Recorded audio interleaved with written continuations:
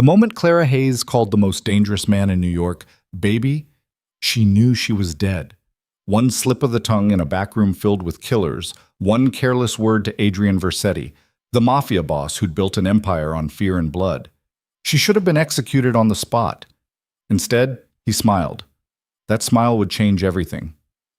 This is the story of a desperate law student who gambled with her life and ended up playing for keeps in a world where love is the deadliest weapon of all. Hit that like button and drop a comment with your city so I can see how far this story travels.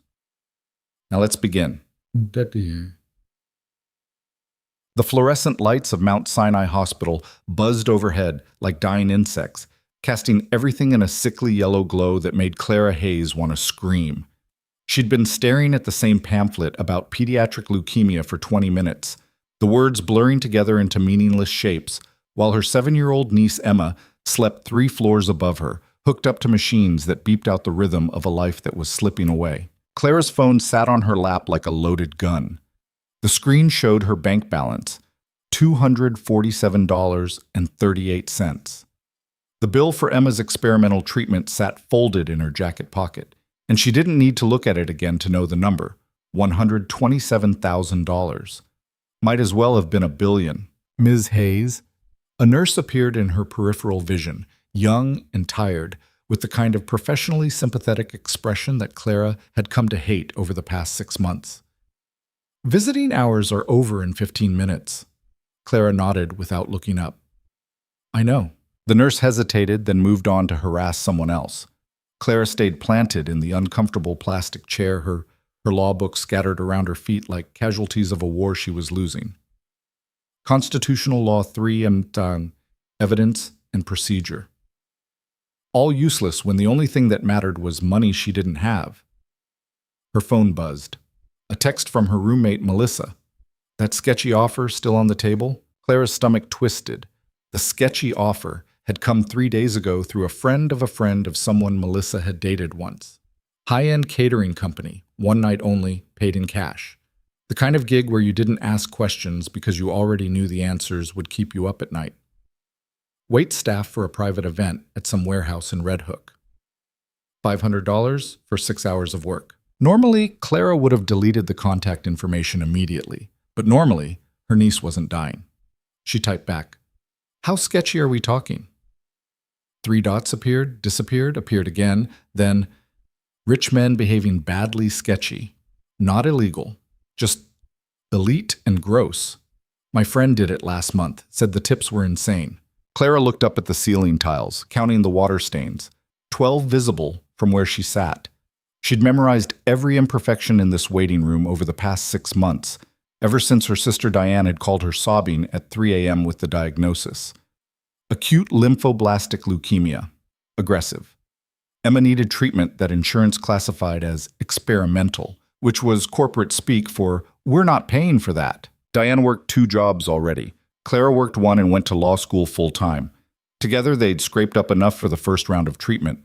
But the cancer didn't care about their payment plan. "Send me the details," Clara texted back. The phone buzzed again almost immediately. A contact named Victor with a Brooklyn number. Below it, Melissa had written, "He sounds Russian. Don't be late. Dress all black. Nice black if you have it." Clara didn't have nice black. She had Target black and a pair of dress pants she'd bought for mock trial that were starting to shine at the knees. But she had a white button-down that looked professional if you didn't inspect the collar too closely, and she had desperation, which apparently counted for something in the service industry. She stayed until they kicked her out at 9, then rode the subway back to the apartment she shared with Melissa and another law school student in Washington Heights. The train was half empty, filled with the kind of people who worked when everyone else slept, nurses and security guards and cleaning crews. Clara caught her reflection in the dark window across from her seat. 24 years old, but looking closer to 30, with shadows under her eyes that had become permanent residents and hair, she kept pulling back into the same messy bun because she couldn't remember the last time she'd had the energy to do anything else with it. Her phone rang. Diane's number.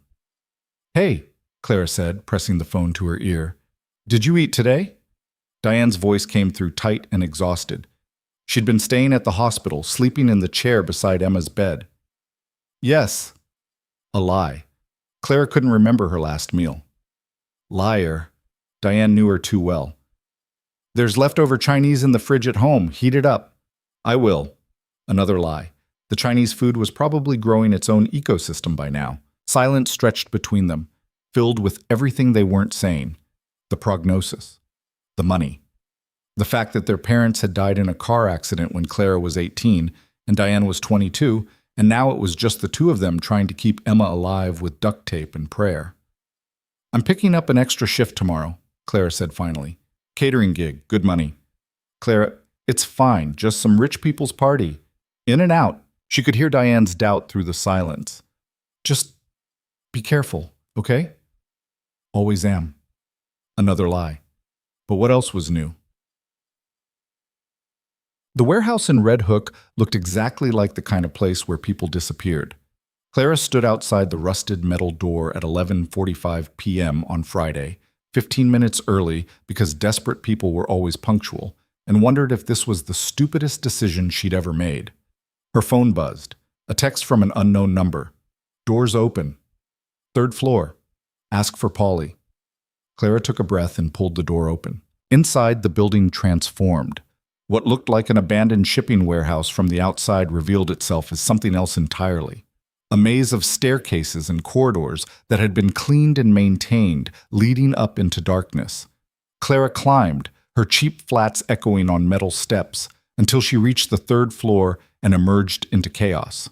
20 other servers, mostly women, moved through a large room that had been converted into a staging area. A man in his 50s with slicked-back gray hair and an expensive watch was barking orders in accented English. Polly, Clara guessed. You're new, he said when he spotted her, looking her up and down with the kind of assessment that made Clara's skin crawl. Melissa's friend? Clara Hayes. You know how to carry a tray without dropping it? Yes. You know how to keep your mouth shut and your eyes down? Clara hesitated. What kind of event is this? Polly smiled, but it didn't reach his eyes. The kind where you make $500 cash for 6 hours of work and you don't ask stupid questions. You in or out, because I got 3 girls waiting who'd kill for your spot. Clara thought of Emma. The machines, the beeping, the number on the bill in her pocket. I'm in. Good. You work the back room, VIP section. Keep the drinks flowing, clear the plates, stay invisible. And whatever you see, whatever you hear, didn't happen. Capiche? Capiche, Clara repeated, the word tasting foreign in her mouth. Polly handed her a tray and pointed toward a set of double doors. Through there. And Hayes, smile pretty. These men like pretty. Clara wanted to throw the tray at his head. Instead, she smiled pretty and pushed through the doors. The main floor had been transformed into something out of a gangster movie. Heavy velvet curtains, dim lighting, tables arranged in a semicircle around a center stage. Expensive suits everywhere, the kind that cost more than Clara's annual tuition. The air smelled like cigar smoke and money and something else. Danger, maybe. Or just the particular cocktail of testosterone and power that came from men who weren't used to hearing the word no. Clara moved through the crowd with her tray of champagne flutes, keeping her eyes down like Polly had instructed. The conversations around her were a mix of English, Italian, Russian, and languages she couldn't identify. Business talk, numbers, territories. Things that sounded legitimate on the surface but carried undertones that made Clara's law school instincts scream about RICO statutes and racketeering. She was refilling drinks at a corner table when she heard it, a name that made her freeze mid-pour. Versetti's late. Versetti's always late. It's a power play. Yeah, well, the Russians aren't happy about it. Clara's hand shook slightly as she finished pouring. Adrian Versetti. Even someone as deliberately oblivious as Clara had tried to be about New York's criminal underworld knew that name. The tabloids called him the Prince of Manhattan, which was a polite way of saying he ran half the organized crime on the East Coast and had enough legitimate business fronts to make prosecution nearly impossible. Forbes estimated his net worth at $800 million. The FBI estimated his body count higher, and Clara was serving champagne at his party. She moved away from the table carefully, trying to control her breathing. This was fine. She'd work her shift, take her money, and never come back. She could compartmentalize. Law school had taught her that, at least, the ability to separate what she knew from what she could prove, what was right from what was necessary. The double doors at the far end of the room opened. The entire atmosphere shifted. Conversation stopped mid-sentence. Men stood. It wasn't fear exactly. These weren't the kind of men who showed fear, but it was respect enforced by something that looked a lot like fear. Adrian Vercetti walked in like he owned not just the room, but the entire concept of rooms. Clara had seen his picture in the tabloids. Grainy surveillance photos and the occasional charity gala shot. None of them had prepared her for the reality. He was tall, 6'2" or 6'3", with the kind of build that came from actual physical work rather than a gym membership.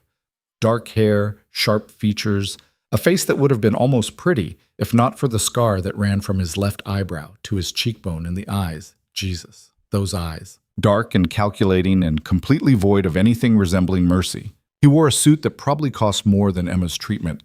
Custom-tailored, charcoal gray, with a black shirt underneath and no tie. The kind of outfit that said he knew exactly how good he looked and didn't need to try. Two men flanked him. One was massive, probably 6'5", built like a tank with a shaved head and tattoos creeping up his neck. The other was leaner, wearing glasses, carrying a tablet. The accountant maybe, or the lawyer. Every crime boss needed both. Vercetti's gaze swept the room with the precision of a predator cataloging prey. For one heart-stopping second, his eyes landed on Clara. She looked down immediately, staring at her tray like it held the secrets of the universe. When she glanced up again, he'd moved on, taking a seat at the center table where the most expensive-looking men had gathered. The massive bodyguard stood behind him. The man with the tablet sat to his right. Clara made herself move, circulating with her tray, refilling glasses, clearing plates, staying invisible. The evening progressed. Deals were made in coded language. Money changed hands, or at least the promise of money, delivered through handshakes and nods that carried the weight of contracts. Clara kept her head down and her ears open, storing away information she'd probably need therapy to forget. It was nearly 2 a.m. when things started winding down. The crowd had thinned. Most of the servers had been dismissed. Clara was clearing glasses from a side table when Polly grabbed her arm. "Back room, VIP section needs a refresh." "I thought we weren't supposed to go back there." Polly's grip tightened. "You are when I tell you to. Move." The VIP section was behind another set of doors, through a corridor that felt more like a tunnel. The lighting was darker here, more intimate. Claire could hear voices, men laughing, the clink of glasses. She pushed through the final door and stopped. The back room was smaller, more exclusive. Heavy leather chairs, a mahogany table that looked antique, walls covered in what Clara suspected were real Picassos.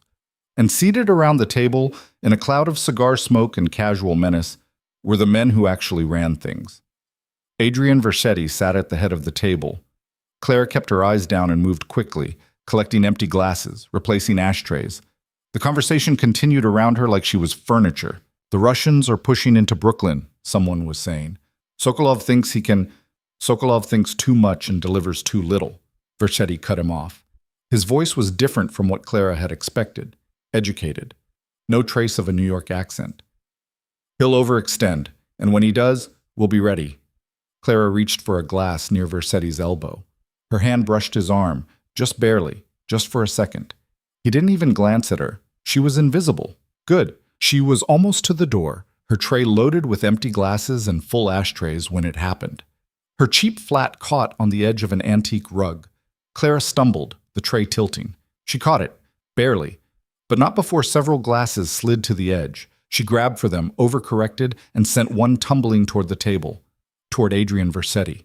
His hand shot out, catching the glass midair without looking, without even pausing in his conversation. He set it down gently on the table. The room went silent. Clara stood frozen, tray in hand, every eye on her. "I'm so sorry," she started to say. And then, because she was exhausted and terrified and completely out of her depth, because her brain short-circuited under pressure and defaulted to the kind of casual language she used with Melissa, because the universe apparently had a sick sense of humor, she added, "I'm so sorry, baby." The silence became absolute. Clara's brain caught up with her mouth about 2 seconds too late. The word baby hung in the air like a confession at a murder trial. She'd just called Adrian Vercetti, the man who allegedly fed his enemies to pigs, who'd built an empire on fear and violence, who made grown men cross themselves when they said his name. Baby. in a room full of his closest associates, while holding a tray. This was how she died. Not in law school, not fighting for justice, but because she had the spatial awareness of a drunk giraffe and the verbal filter of a concussed parrot. Vercetti turned his head slowly, his gaze locking onto Clara with the intensity of a sniper's scope. "What?" he said softly. "Did you just call me?" Clara's mouth opened. Nothing came out. Her brain was screaming at her to apologize, to beg, to run, but her body had apparently decided that freezing in terror was the better survival strategy. The massive bodyguard moved toward her, one hand going inside his jacket where Clara was absolutely certain there was a gun. "Marco," Vercetti said, his voice still soft. The bodyguard stopped. Vercetti stood, unfolding from his chair with predatory grace. He was even taller up close. Clara had to tilt her head back to meet his eyes, and that was a mistake because those eyes were looking at her like she was a particularly interesting specimen under a microscope. "You," Vercetti said, "are either the bravest or the stupidest person I've met in a very long time." Clara found her voice. It came out shaky but coherent. "Stupid. Definitely stupid. I'm so sorry. I didn't mean... I was just... What's your name?" "Clara. Clara Hayes." "Clara Hayes." He repeated it like he was testing the weight of it. "And what are you doing serving drinks at my private event, Clara Hayes?" "I needed the money." The honesty surprised them both. Vercetti's eyebrow rose fractionally. "Everyone needs money," he said. "That's not an answer." Clara's exhaustion finally broke through her fear. "My niece has cancer. The treatment costs more than I'll make in 5 years. I'm a law student working 3 jobs, and it's still not enough. Melissa, my roommate, she got me this gig. I didn't know it was..."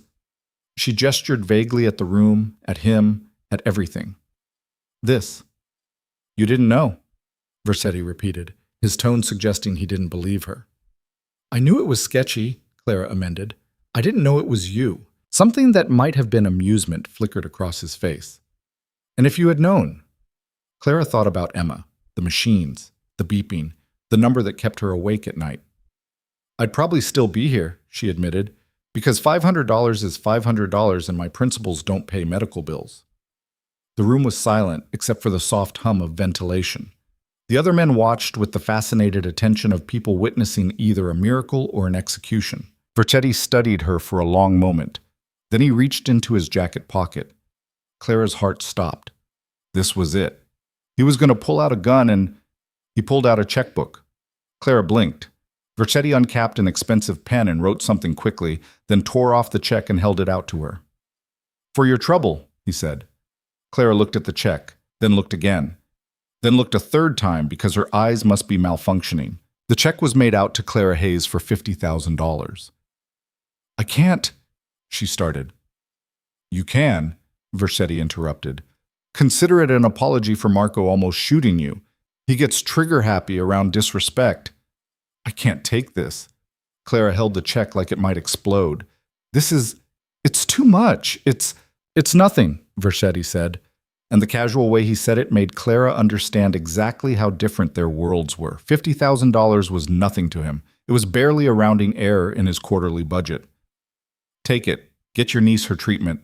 Clara's hands were shaking. The check trembled between her fingers. "Why?"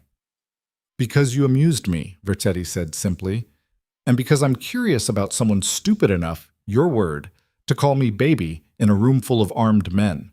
He gestured to Marco. "Get her contact information. Address, phone number." Warning bells rang in Clara's head. "Why do you need my contact information?" Vercetti smiled. It was not a comforting expression.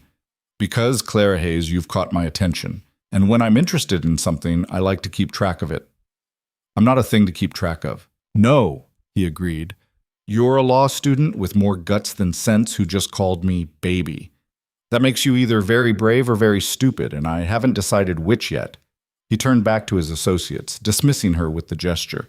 "Marco, handle it, gently." Marco moved toward Clara, and this time she let him guide her out of the room. In the corridor, he pulled out a phone and took down her information with surprising efficiency, his massive fingers moving over the screen with practiced ease. "Mr. Vercetti doesn't usually..." Marco started, then stopped. "Just be careful with that check," And when he calls, answer. What if I don't want him to call? Marco looked at her like she'd suggested jumping off the Brooklyn Bridge. That's not how this works. He escorted her back to the main floor where Polly was waiting with an envelope of cash, her original $500. Clara pocketed it along with the check that would change everything. She left the warehouse at 4 a.m., took the subway home as the city started waking up, and walked into her apartment to find Melissa asleep on the couch. Clara sat down at this kitchen table and stared at the check. $50,000 from Adrian Versetti, because she'd called him baby. She laughed. It started as a giggle and built into something bordering on hysterical, and she had to press her hand to her mouth to keep from waking Melissa. This was insane. This was dangerous. This was the kind of thing that got people killed or disappeared or both. But Emma needed treatment, and Claire had rent due. And law school wasn't getting any cheaper. She took a picture of the check with her phone and sent it to her bank's mobile deposit app. The deposit went through immediately. Clara watched her bank balance climb from $247.38 to $50,247.38 and felt something in her chest crack open. Relief, maybe. Or terror. Possibly both. Her phone buzzed. Unknown number. But she knew who it was before she opened the message. Deposit went through quickly. Smart girl. AV. Clara stared at the screen. She should block the number, delete it, pretend this never happened. Instead, she typed back, "How did you know I'd deposit it immediately?" 3 dots appeared. Because you need the money. And because you're practical underneath all that fear. I recognize it. We're more alike than you think. We're nothing alike. We'll see. Sleep well, Clara Hayes. I'll be in touch. Clara set the phone down and looked at her reflection in the dark window. She barely recognized herself. Emma's doctor called at 8 a.m. to tell Clara the treatment had been approved and scheduled. The hospital had received an anonymous donation that covered the full cost. Clara knew it wasn't anonymous.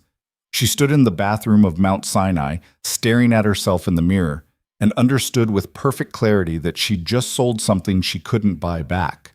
Her phone buzzed again. Your niece starts treatment tomorrow. You're welcome. Now you owe me. Her fingers trembled as she typed. I don't owe you anything. You gave me that money. Nothing is free, Clara. You'll learn that. See you soon. Everything okay? Diane appeared in the doorway, eyes red from crying happy tears. They said the treatment's covered. All of it. Did you? Yeah, Clara said softly. I took care of it. Diane hugged her so hard Clara's ribs creaked. Thank you. Thank you. I don't know how you did it, but thank you. Clara hugged her back and stared at her reflection over Diane's shoulder. She'd saved Emma's life. She'd also caught the attention of the most dangerous man in New York, and she had no idea which one would kill her first. The first few days passed in a blur of hospital visits and law school classes. Emma started treatment and responded well. The color came back to her cheeks. She smiled more. Diane stopped looking like she was standing at the edge of a cliff. Clara tried to focus on constitutional law and evidence and procedure, but her attention kept drifting to her phone, waiting for it to buzz. It didn't. A week passed, then 2. Clara started to relax. Maybe Versetti had forgotten about her. Maybe she'd been a momentary amusement, nothing more. Maybe she could take the money and run and pretend none of this ever happened. On the 15th day, she came home from class to find an envelope on her pillow. Thick, cream-colored paper. Expensive. Her name written in elegant script on the front. Clara's hands shook as she opened it. Inside was an invitation. You are cordially invited to attend the Carmichael Gala. Saturday, October 15th, 8 p.m., the Plaza Hotel, formal attire required. You'll attend as my guest. Address will be delivered to your apartment tomorrow. Don't be late. AV Clara read it 3 times. Then she pulled out her phone and called the number he'd texted from. He answered on the first ring. Clara. His voice was smooth, amused. I was wondering when you'd call. I'm not going to some gala with you. Yes, you are. No, Clara said firmly. I'm not. You paid for Emma's treatment. I'm grateful, but that doesn't mean your niece's treatment costs approximately $127,000, Versetti interrupted. I gave you $50,000. The hospital received an anonymous donation of $200,000. Would you like to know why I overpaid? Clara's stomach dropped. Why? Insurance. Because I knew you'd try to argue that you didn't owe me anything. But you do, Clara. You owe me $150,000, and I'm calling in that debt. I'll pay you back? With what? His tone was almost gentle. Your law school salary? You'll be dead before you clear the principal. Clara sat down on her bed, legs suddenly unsteady. What do you want? I want you to attend the Carmichael Gala as my date. That's all. One evening. You wear the dress, you smile, you stand beside me, looking beautiful. Consider it a down payment. A down payment on what? We'll discuss that Saturday. She could hear the smile in his voice. The dress will arrive tomorrow at noon. It'll fit perfectly. I had you measured. You had me. When did you? I have excellent people. 8 p.m., Clara. Don't be late. He hung up. Clara stared at her phone, heart hammering. She'd been measured. He'd had someone measure her without her knowing, which meant he'd been having her followed, watched, documented. She should run. She should grab Diane and Emma and get on a bus to somewhere far away. But Emma was getting treatment. Emma was alive because of Adrian Versetti's money, and Clara was $150,000 in debt to the most dangerous man in New York. She was trapped, and the worst part was she'd walked into the trap willingly.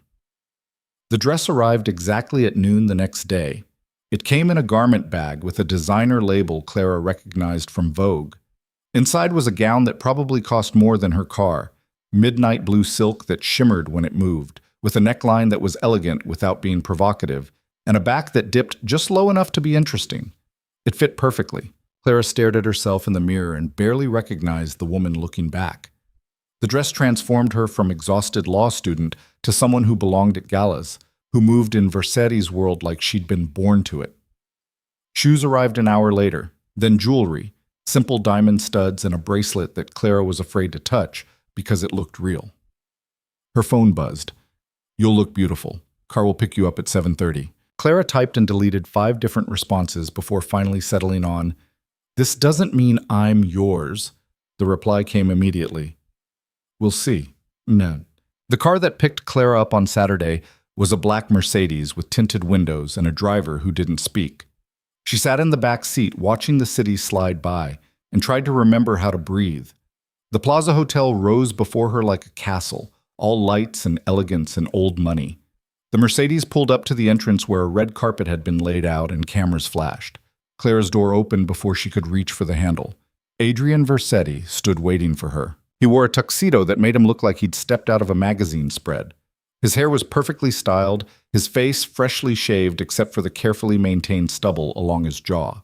The scar on his cheekbone somehow made him more attractive rather than less. He extended his hand. Clara took it because what else could she do? His grip was warm, firm. He helped her out of the car with the kind of practiced grace that came from doing this 1,000 times before. You look stunning, he said quietly, his breath warm against her ear. You look like you do this every week. I do. He tucked her hand into the crook of his elbow and guided her toward the entrance. Cameras flashed around them. Clara tried not to flinch. Smile, Versetti murmured. You're having the time of your life. Clara smiled. It felt like baring her teeth. They swept through the lobby and into a ballroom that took Clara's breath away despite herself. Crystal chandeliers, marble floors, tables draped in white linen. The guest list read like a who's who of New York society, old money, new money, and the kind of money that didn't ask questions about its origins. Versetti guided her through the crowd with practiced ease, his hand never leaving the small of her back. People parted for them like water around a shark. Adrian, a woman in her 50s dripping in diamonds, air-kissed near Versetti's cheeks. So wonderful to see you. And who is this lovely creature? Clara Hayes, Versetti said smoothly. She's a law student at Columbia. Very bright. The woman's eyes sharpened with interest and calculation. How refreshing. So many of these young girls today have nothing between their ears. Clara smiled sweetly. I find that comment particularly ironic coming from someone wearing enough diamonds to fund a small nation's GDP, but I suppose we all have our priorities. The woman's smile froze. Versetti's hand tightened on Clara's back, whether in warning or approval she couldn't tell. If you'll excuse us, Versetti said smoothly, guiding Clara away. Once they were out of earshot, he leaned close. That was either very brave or very stupid. That was me being tired of rich people assuming I'm decoration. You are decoration tonight. My decoration. The arrangement was for you to smile and look beautiful, not antagonize society matrons. Clara stopped walking, forcing him to stop with her. Then maybe you should have hired an escort instead of blackmailing a law student. They stood in the middle of the ballroom, the crowd flowing around them, locked in a silent battle of wills. Vercetti's eyes glittered with something dangerous. You think this is blackmail? Think it's not? I think, he said softly, that you had a choice. You could have said no, could have refused the money, refused the treatment, refused all of it. But you didn't. You took what I offered because you needed it. That's not blackmail, Clara. That's just business. Business, Clara repeated, the word tasting bitter. Is that what you call buying people? I call it investment, and I always see my investments through. Before Clara could respond, a man approached, tall, silver-haired, with the kind of tan that came from private yachts. Adrian, good to see you, and this must be the new companion I've heard so much about. Clara pasted on a smile while her mind raced. New companion. She'd been gossip before she even arrived. The silver-haired man extended his hand. Richard Carmichael. This is my gala, technically, though Adrian here practically owns the evening. Clara shook his hand. Clara Hayes, and I'm not his companion. I'm his... She trailed off, realizing she had no idea what she was. Guest, Versetti supplied smoothly. Clara is my guest. Of course. Carmichael's smile suggested he didn't believe that for a second. Well, enjoy the evening. Adrian, we should talk later about the Brooklyn situation. Later, Versetti agreed. They moved away, and Clara found herself at a table with several other couples. The conversation flowed around her. Stock portfolios, vacation homes, whose son was attending which Ivy League school. Clara stayed quiet, observing, cataloging information the way she'd been trained to in law school. Vercetti's hand found hers under the table. She tensed. His thumb traced circles on her palm, gentle, almost absent-minded. It should have been threatening. Instead, it was oddly grounding. The evening progressed. Dinner was served, courses that probably cost more than Clara's monthly grocery budget. Wine flowed. People laughed at jokes that weren't funny because the people telling them were powerful. Clara excused herself to the bathroom between courses, needing a moment to breathe. The ladies' room was all marble and gold fixtures, empty except for an attendant who handed her a towel like it was a religious ritual. She stared at herself in the mirror. The dress, the jewelry. The woman staring back looked like she belonged here. The door opened. 3 women walked in, already mid-conversation. Can't believe Adrian brought her. Did you see her dress? Probably costs more than her entire wardrobe. She's pretty enough, I suppose. If you like that girl next door look, please. She's a placeholder. Adrian always has a type on his arm for these things. They never last more than a season. Clara stayed very still in her stall, not even breathing. I heard she's a law student. Can you imagine? Adrian Versetti with a law student. That's practically asking for a RICO investigation. Laughter echoed off of the marble. Give it 6 months. He'll be bored and she'll be yesterday's news. That's how it always goes. The women left. Clara emerged from the stall slowly, meeting the attendant's eyes in the mirror. The woman's expression was sympathetic. First time at one of these? The attendant asked softly. That obvious? Honey, you gotta look like a deer in headlights, but you're doing better than most. Half the women here would kill for Adrian Versetti's attention, and the other half would kill to avoid it. She handed Clara another towel. Advice? These people will chew you up and spit you out. Don't let them. Clara returned to the ballroom with her spine a little straighter, her smile a little sharper. Versetti stood when she approached the table. Everything all right? Fine. Just needed air. His eyes studied her face like he could read the conversation she'd overheard. Dance with me. It wasn't a question. The band was playing something slow and intimate. Versetti guided her onto the dance floor, one hand settling at her waist, the other taking her hand. They moved together, and Clara realized with some surprise that he was an excellent dancer. You're tense, he observed. I'm at a gala with a crime boss who blackmailed me into attending. Tense seems appropriate. I prefer entrepreneurial businessman. I prefer honest. He smiled. Then let's be honest. You hate this. You hate me. You hate every second of being here. Yes. And yet you came. You wore the dress. You've played your part perfectly. Because I didn't have a choice. There's always a choice, Clara. He spun her gently, bringing her back against his chest. You just didn't like your other options. Before she could respond, a commotion erupted near the entrance. The music stopped. Conversations died mid-sentence. A group of men entered the ballroom, young, expensive suits, but something about them was wrong. Too aggressive. Too sharp. They moved like predators in unfamiliar territory. Versetti's entire demeanor changed. His hand on Clara's waist became possessive, protective. His eyes went cold. Russians, he murmured. The lead man was tall and blonde, with a face like a Nordic prince and eyes like winter. He scanned the room until his gaze landed on Versetti. A smile spread across his face.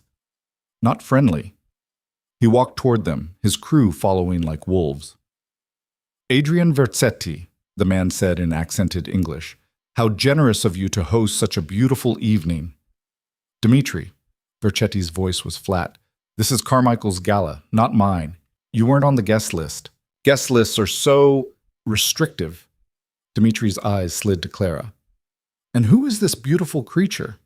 Vercetti's hand tightened on Clara's waist. None of your concern. Come now, Adrian, we're all friends here. Dmitri extended his hand to Clara. Dmitri Sokolov. And you are? Clara looked at the extended hand like it was a snake. She's with me, Vercetti said quietly. That's all you need to know. The temperature in this room dropped 10 degrees. Around them, people were backing away, creating a circle. Marco and two other men appeared at Versetti's shoulder. Dmitri's smile widened. So protective, she must be special. Dmitri. A warning. I'm just being friendly, Adrian. You know how we Russians are, we like to share. The threat was barely concealed. Vercetti moved so fast, Clara barely saw it. 1 second he was standing beside her. The next he was in Dmitri's space, his hand on the Russian's chest.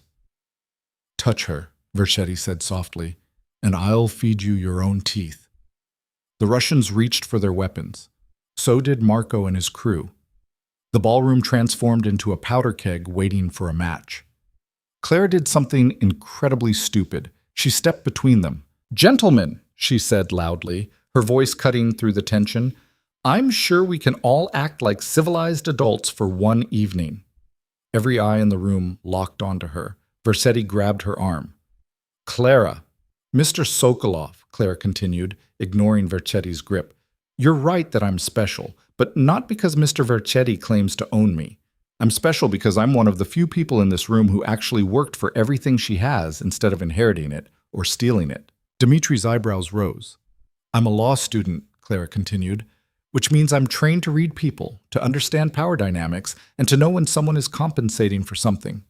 Her gaze dropped meaningfully to Dmitri's crotch, then back up. You crashed this party to make a point. Point made.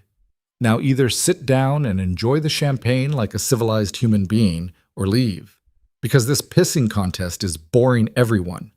The silence was absolute. Then Dmitri started laughing. It was genuine, surprised laughter that echoed through the ballroom. He looked at Versetti with something approaching respect. She is special, Dmitri said. Where did you find her?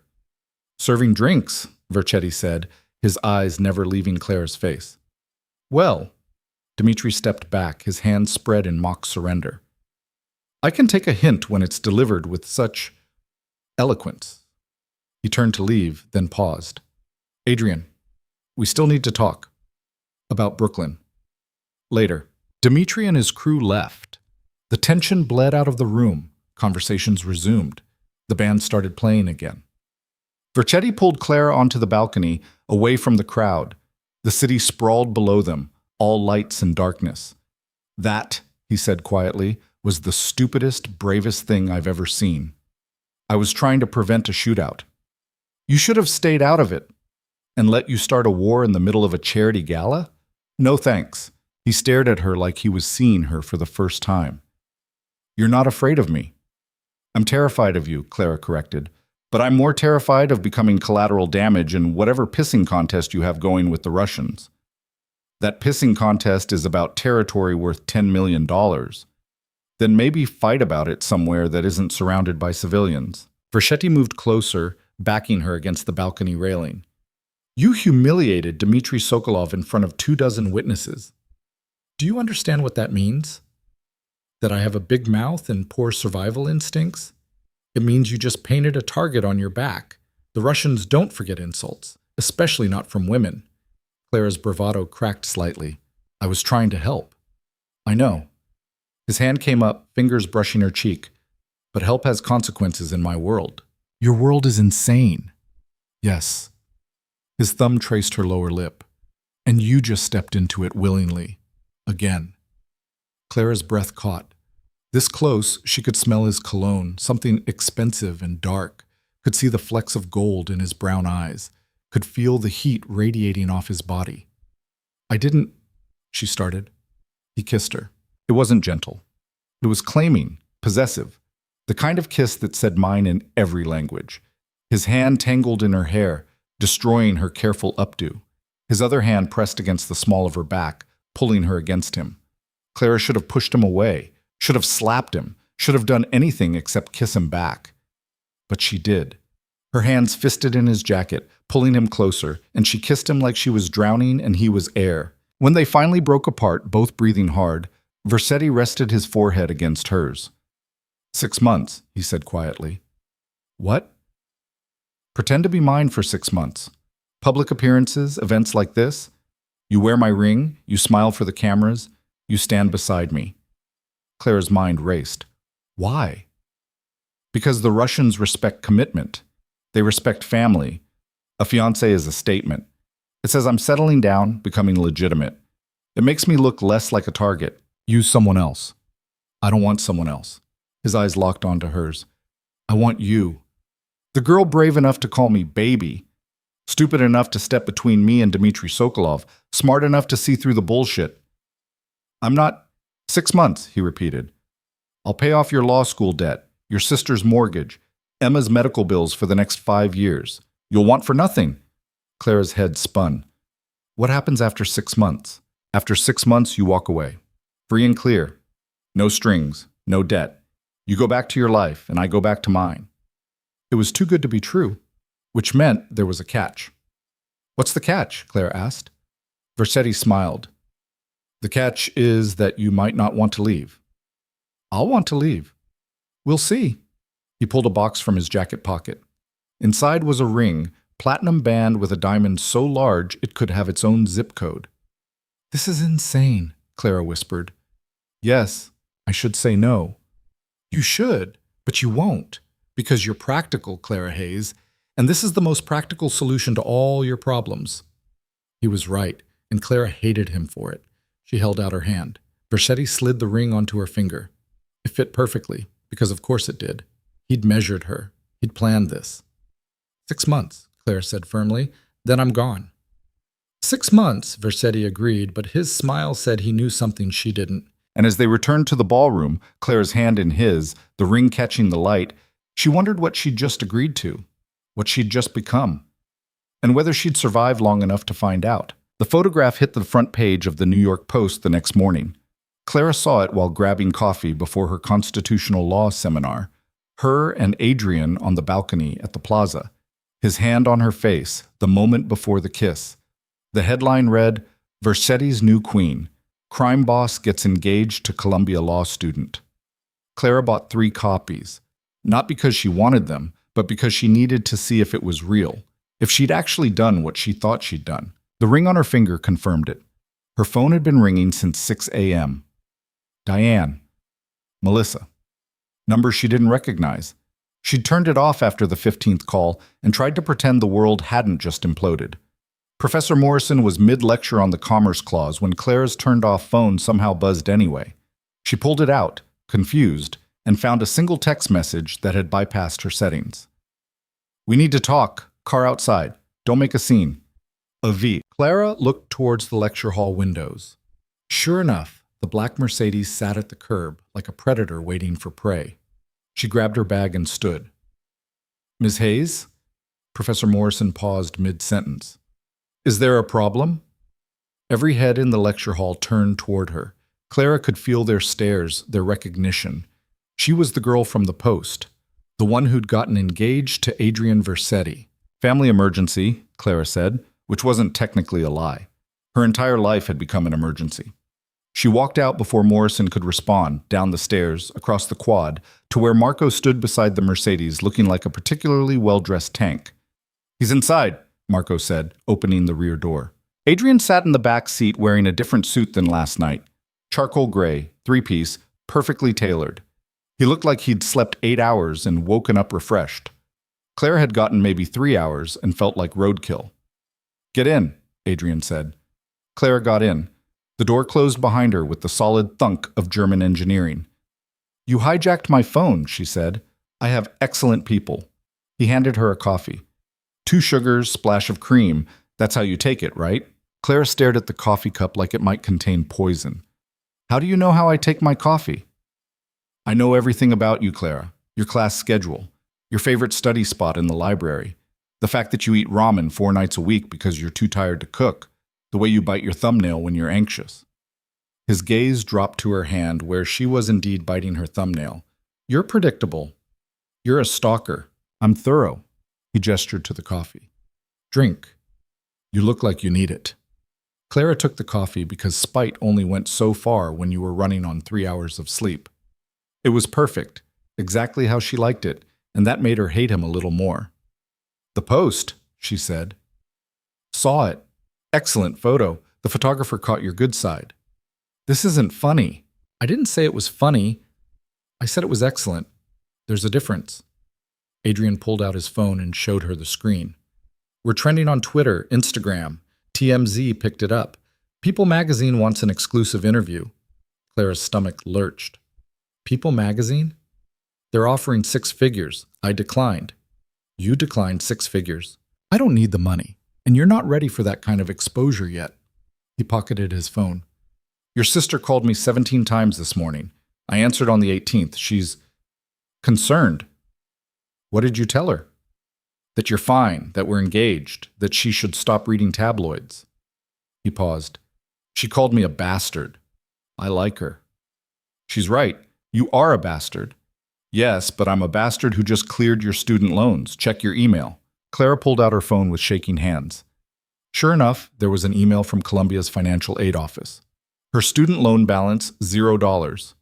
She looked up at Adrian, her throat tight. That was $70,000. $73,426, he corrected. I rounded up and paid off Diane's mortgage, too. She owns her house free and clear now. Clara couldn't breathe. Why? Because we're engaged, and I take care of what's mine. I'm not yours? The ring on your finger says otherwise. He leaned forward, his eyes locked on hers. Here's how this works. You are now Clara Hayes, fiancée of Adrian Versetti. That means you live by my rules. You don't go anywhere without Marco or someone from my security team. You don't talk to reporters without my approval. You attend events when I need you to attend them. You smile, you play the part, and you don't embarrass me. And if I say no, you won't. His voice was soft, certain.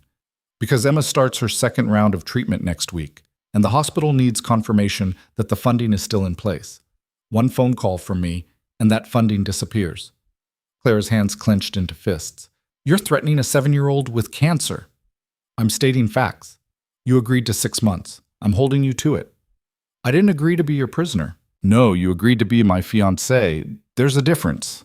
He sat back, his expression unreadable. You have class in 20 minutes. Marco will drive you. After class, you have an appointment at Bergdorf Goodman. They're expecting you at 2. For what? Wardrobe. You can't wear Target to the events you'll be attending. He held up a hand before she could protest. Non-negotiable. You're a reflection of me now. Act accordingly. The car stopped in front of the law school. Marco opened Clara's door. She turned back to Adrian, her voice shaking with fury. I hate you. I know. He smiled. See you tonight. Dinner at 8. Wear something nice. Clara slammed the car door hard enough to rattle the windows and stalked back into the building. Behind her, she heard Adrian laugh. The rest of the day passed in a blur of whispered conversations and pointed stares. Everyone had seen the post. Everyone had opinions. Clara kept her head down, took notes she'd never remember, and tried to pretend her life wasn't spiraling out of control. At 2 p.m., Marco drove her to Bergdorf Goodman, where a personal shopper named Isabel was waiting with champagne and an expression that suggested she'd dressed royalty. "Ms. Hayes," Isabel air-kissed near Clara's cheeks, "Mr. Versetti told me so much about you. This is going to be such fun." It was not fun. It was 3 hours of being poked, prodded, measured, and dressed like a doll while Isabel and her assistant cooed over fabric and cut and how this Valentino really brought out Clara's eyes. By the time they finished, Clara had acquired an entire wardrobe that probably cost more than most people's cars. Designer dresses, tailored suits, shoes that hurt just looking at them, and enough lingerie to stock a small boutique. "Mr. Vercetti has exquisite taste," Isabel said as she packed everything into garment bags. "He selected most of these himself." Clara felt her skin crawl. "He selected my underwear?" "He selected everything. He's very particular about presentation." Marco drove Clara home with the trunk full of bags and boxes. Melissa was waiting in the apartment, practically vibrating with questions. "Oh my God," Melissa said the moment Clara walked through the door. "Oh my God, you're engaged to Adrian Vercetti." "Adrian Vercetti. The Adrian Vercetti." "I'm aware." "How? When? Why didn't you tell me? The post says you met at a private event. Was that the gig I got you? Did you? Oh my God, did you sleep with him?" "No!" Clara dropped the bags and collapsed onto the couch. "It's complicated. Complicated like we're in love, complicated, or complicated like he's blackmailing you, complicated." Clara looked at her roommate and felt something crack. "Both. Neither. I don't know." She told Melissa everything: the warehouse, the $50,000, Emma's treatment, the gala, Dmitry Sokolov, the ring, the 6-month deal. All of it spilled out in a rush of words that left her feeling hollow. Melissa listened without interrupting, her expression shifting from shock to horror to something that might have been admiration. "So you're fake engaged to a crime boss to pay for your niece's cancer treatment?" Melissa said slowly. "And he paid off your student loans and your sister's mortgage?" "Yes." "And you have to pretend to be his fiancée for 6 months?" "Yes." "And then you walk away. That's the plan." Melissa was quiet for a long moment. Then, "Clara, you know you're not going to walk away, right?" "What?" "Men like Adrian Vercetti don't let go of things they want. And based on that photo in the post, he wants you. It's just business." That kiss didn't look like business. Clara touched her lips, remembering. "It was for show. Keep telling yourself that." Melissa stood and grabbed one of the Bergdorf bags. "Now show me this obscenely expensive wardrobe so I can live vicariously through your probably doomed romance with a mobster." At 7:30, Clara stood in front of her mirror wearing a black dress that cost more than her first car. It was simple, elegant, the kind of dress that whispered wealth instead of screaming it. Her hair was down, loose waves that Isabel had insisted suited her face shape. The diamond ring caught the light every time she moved. She looked like someone else, someone who belonged in Adrian Vercetti's world. The thought terrified her. Marco picked her up at 7:45. The drive took them through Manhattan, into a neighborhood where the buildings cost 8 figures and had doormen who looked like they could kill you with their pinkies. The restaurant was small, exclusive, the kind of place that didn't have a sign because if you needed a sign, you didn't belong there. The maitre d' recognized Marco immediately and led them to a private room in the back. Adrian was already there, seated at a table set for 2. He stood when Clara entered, his gaze traveling over her in a way that made her skin prickle. "Beautiful," he said simply. "The dress cost $8,000. It should be beautiful." "I wasn't talking about the dress." Clara sat before her legs could betray how much that comment affected her. A waiter appeared with wine, something red and probably older than Clara, and disappeared again without speaking. "So," Clara said, taking a fortifying sip, "dinner. Is this where you give me my marching orders for the next 6 months?" "This is where we get to know each other." Adrian swirled his wine. "If we're going to convince people we're engaged, you need to know more about me than what you've read in the tabloids. I know you're a criminal. I'm a businessman with diversified interests, some of which operate in legally gray areas. That's a fancy way of saying you're a criminal. He smiled. I like that you don't pretend. Most people spend the first month trying to convince me they don't know what I do. Most people are smarter than me, or more afraid. He set down his wine. Ask me anything. 3 questions. I'll answer honestly. Clara considered. Why me? That's a broad question. You have access to any woman in New York. Models, actresses, socialites who actually know how to navigate your world. Why pick a law student who called you baby by accident? Adrian was quiet for a moment, his fingers drumming against the table. Because everyone else would say yes for the wrong reasons. The money, the power, the status. You said yes because you had no choice. That makes you honest, and I value honesty. That's a terrible reason to fake propose to someone. Maybe, but it's my reason. He leaned forward. Next question. What happens if I fail, if I can't play this part convincingly enough? You won't fail. But if I do? His eyes darkened. Then we renegotiate. But Clara, you won't fail. You stood up to Dmitry Sokolov in a room full of armed men. You can handle charity galas and society luncheons. That's not an answer. It's the only answer you're getting. Last question. Clara took another drink, liquid courage. Do you actually kill people? Or is that just tabloid gossip? The silence stretched. Adrian's expression didn't change, but something shifted in his eyes. Something cold and ancient and utterly merciless. Yes, he said quietly. When necessary. When they've crossed lines that can't be uncrossed. When mercy would be seen as weakness. He paused. Does that frighten you? Yes? Good. You should be frightened. Fear keeps you careful. Careful keeps you alive. He sat back. My turn. 3 questions.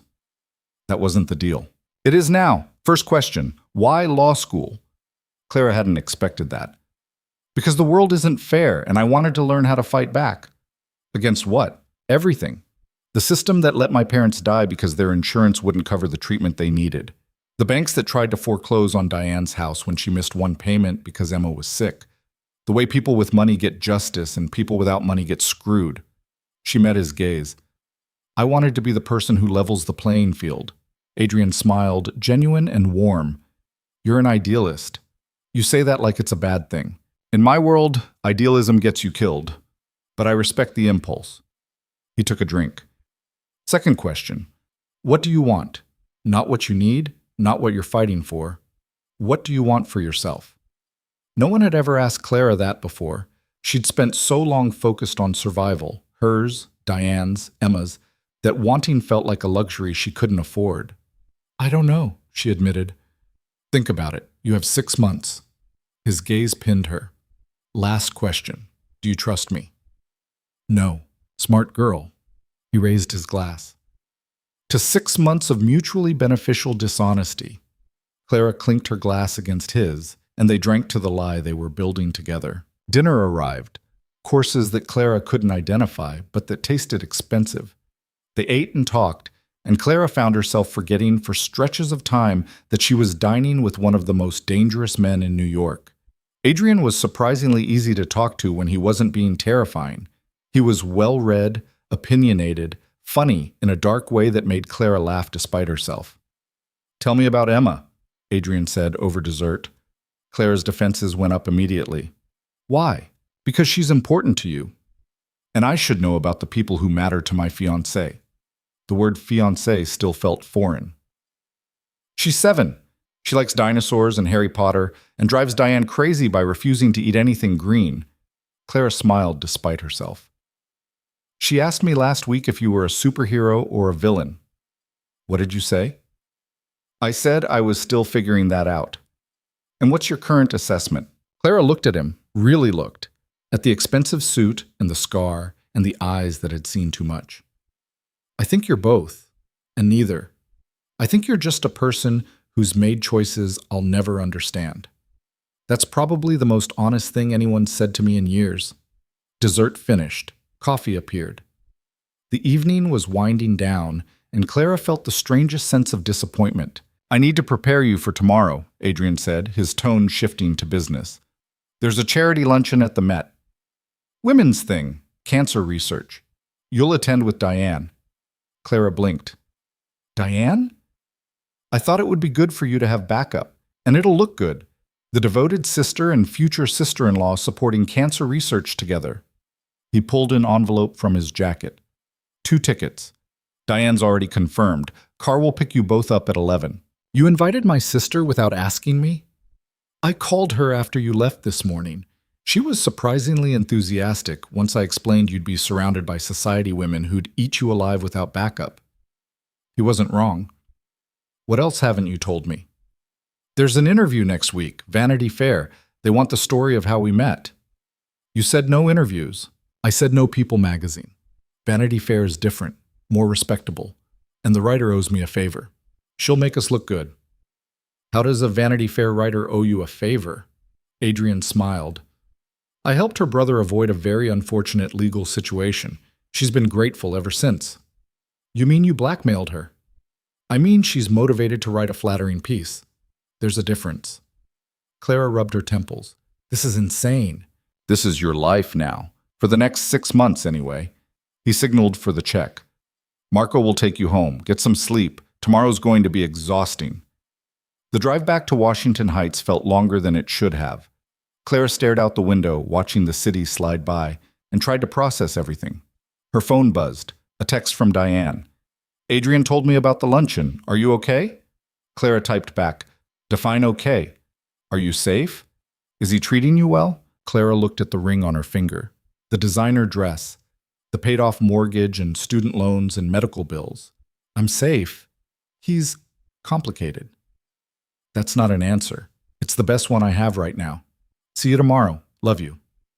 She sent the text and closed her eyes, suddenly exhausted beyond measure. The luncheon at the Met was exactly as awful as Clara had anticipated. 200 society women in designer dresses, picking at salads and drinking champagne while discussing their charity work in voices that suggested they'd never actually met anyone who needed charity. Diane looked uncomfortable in the dress Clara had lent her. One of the Bergdorf purchases that was nice, but not too nice. She gripped Clara's arm like a lifeline as they navigated tables filled with women whose jewelry could fund small countries. I hate this, Diane whispered. Join the club. They found their assigned table. The nameplate read, Ms. Clara Hayes and guest, courtesy of Mr. Adrian Versetti. The other women at the table looked up with expressions ranging from curiosity to outright hostility. You're her, one of them said, blonde, 40-ish, with the kind of face that came from excellent surgery. Adrian's new fiancée. Clara Hayes. Clara extended her hand. The woman looked at it like Clara was offering a dead fish. Jennifer Westbrook. My husband owns Westbrook Industries. How long have you known Adrian? It was a trap question. Clara recognized it from law school, the kind designed to expose weakness. Long enough, Clara said smoothly. How romantic. A whirlwind engagement. Jennifer's smile didn't reach her eyes. Though I suppose when you're a law student struggling to make ends meet, a man like Adrian must seem like a fairy tale. Diane tensed beside her. Clara put a hand on her sister's arm. Actually, Clara said, matching Jennifer's fake smile with one of her own, when you're a law student, you learn to recognize conditional kindness, the kind where people are only nice to you when they want something or think you can help them. Adrian's many things, but at least he's honest about his motives. Can you say the same? Jennifer's smile froze. The other women at the table suddenly found their salads fascinating. Well, Jennifer said tightly, I can see why Adrian finds you amusing. The luncheon dragged on, speeches about cancer research that felt hollow coming from women who'd never sat in a hospital waiting room praying for miracles. Diane gripped Clara's hand under the table during the particularly patronizing ones. After the third speech, a woman approached their table. She was older, 60 or 70, with white hair and kind eyes, and an air of authority that made everyone sit up straighter. Clara Hayes, the woman said. I'm Catherine Rothman. Might I borrow you for a moment? It wasn't really a question. Clara followed Catherine to a quiet corner, Diane trailing behind protectively. You're making waves, Catherine said without preamble. I'm just trying to survive. No, you're challenging the hierarchy. Jennifer Westbrook has ruled this particular social circle for 15 years. You just took her down in front of her peers. Catherine smiled. I approve. Clara blinked. You approve? I've known Adrian since he was a boy. His mother was a dear friend before she passed. He's always been singular in his choices. She studied Clara with sharp eyes. You're not what I expected. What did you expect? Someone more polished, more obviously ambitious, more willing to play the game. Catherine paused. But you're genuine. That's rare in this world. Don't lose it. I'll try. Good. Now, a warning. Jennifer will retaliate. Women like her always do. Watch your back at social events. She'll try to humiliate you, probably in front of as many witnesses as possible. Thanks for the heads up. And Clara? Catherine's expression softened. If you ever need an ally in this circus, call me. Adrian has my number. She walked away, leaving Clara feeling like she'd just been assessed and somehow passed a test she didn't know she was taking. The luncheon finally ended. Claire and Diane escaped to the Mercedes, where Marco was waiting. That was horrible, Diane said once they were safely inside. That was Tuesday, apparently. Diane was quiet for a moment, then, Are you sure about this? About Adrian? About all of it? Clara looked at her sister, really looked. Diane had dark circles under her eyes from sleeping at the hospital. Her clothes were nice, but worn. She'd given up everything for Emma, and it still wasn't enough. Emma's getting treatment, Claire said. Your mortgage is paid. My student loans are gone. Yes, I'm sure. But are you happy? Clara didn't have an answer for that. Her phone buzzed, a text from Adrian. How was the luncheon? Survived, barely. I heard you put Jennifer Westbrook in her place. Well done. You have spies everywhere, don't you? I prefer well-informed. Dinner tonight? I have something to show you. Clara should have said no, should have demanded a break, some space to breathe. Instead, she typed, What time? 7. Wear comfortable shoes. Comfortable shoes turned out to be necessary because Adrian didn't take her to a restaurant. He took her to a building in Tribeca that looked abandoned from the outside but was clearly being renovated inside. What is this? Clara asked as Marco opened the car door. Come see. Adrian led her through a construction zone. Plastic sheeting, exposed brick, the smell of fresh paint. They climbed stairs to the top floor, where he unlocked a door and gestured for her to enter. Clara stepped inside and stopped. The penthouse was massive, floor-to-ceiling windows overlooking the city, open floor plan, exposed beams and brick walls. It was still under construction, but Clara could see what it would become. Beautiful, stunning, home. It's mine, Adrian said, or it will be. Construction finishes in 3 weeks. It's incredible. I'm glad you think so. Because you're moving in. Clara turned to face him. Excuse me? We're engaged. Engaged couples live together. It'll look suspicious if you're still in Washington Heights while I'm here. You can't just decide I'm moving in with you. I can, and I did. You'll have your own room, your own space. Think of it as an upgrade from your current situation. My current situation is my life. Your current situation is a shoebox apartment with 2 roommates and plumbing that sounds like it's actively dying. He moved closer. Here. You'll have privacy, security, a study for your law books, everything you need. Everything except freedom. You haven't had freedom since the moment you called me baby, Clara. This is just making the situation more logistically sound. He was right, and Clara hated him for it. When? She asked. This weekend. Marco will handle the move. I don't get a say in this? You can say no, and I can call the hospital and tell them the funding for Emma's treatment has been withdrawn pending review. Clara's hands clenched into fists. You're a bastard. So I've been told. Repeatedly. He walked to the windows, looking out at the city. 6 months, Clara. Give me 6 months of your life, and I'll give you freedom from debt, worry, and every financial burden you've carried since your parents died. It's a fair trade. There's nothing fair about this. No, he agreed. But it's what we have. Clara joined him at the window. The city sprawled below them, all lights and possibilities and dangers lurking in shadows. What if I can't do this? She asked quietly. What if I'm not strong enough? You step between me and Dmitry Sokolov with nothing but words and audacity. You're stronger than you think. He turned to face her. And you're not alone. I won't let anything happen to you. Why do you care? Because you're mine now, and I protect what's mine. There was that word again. Mine.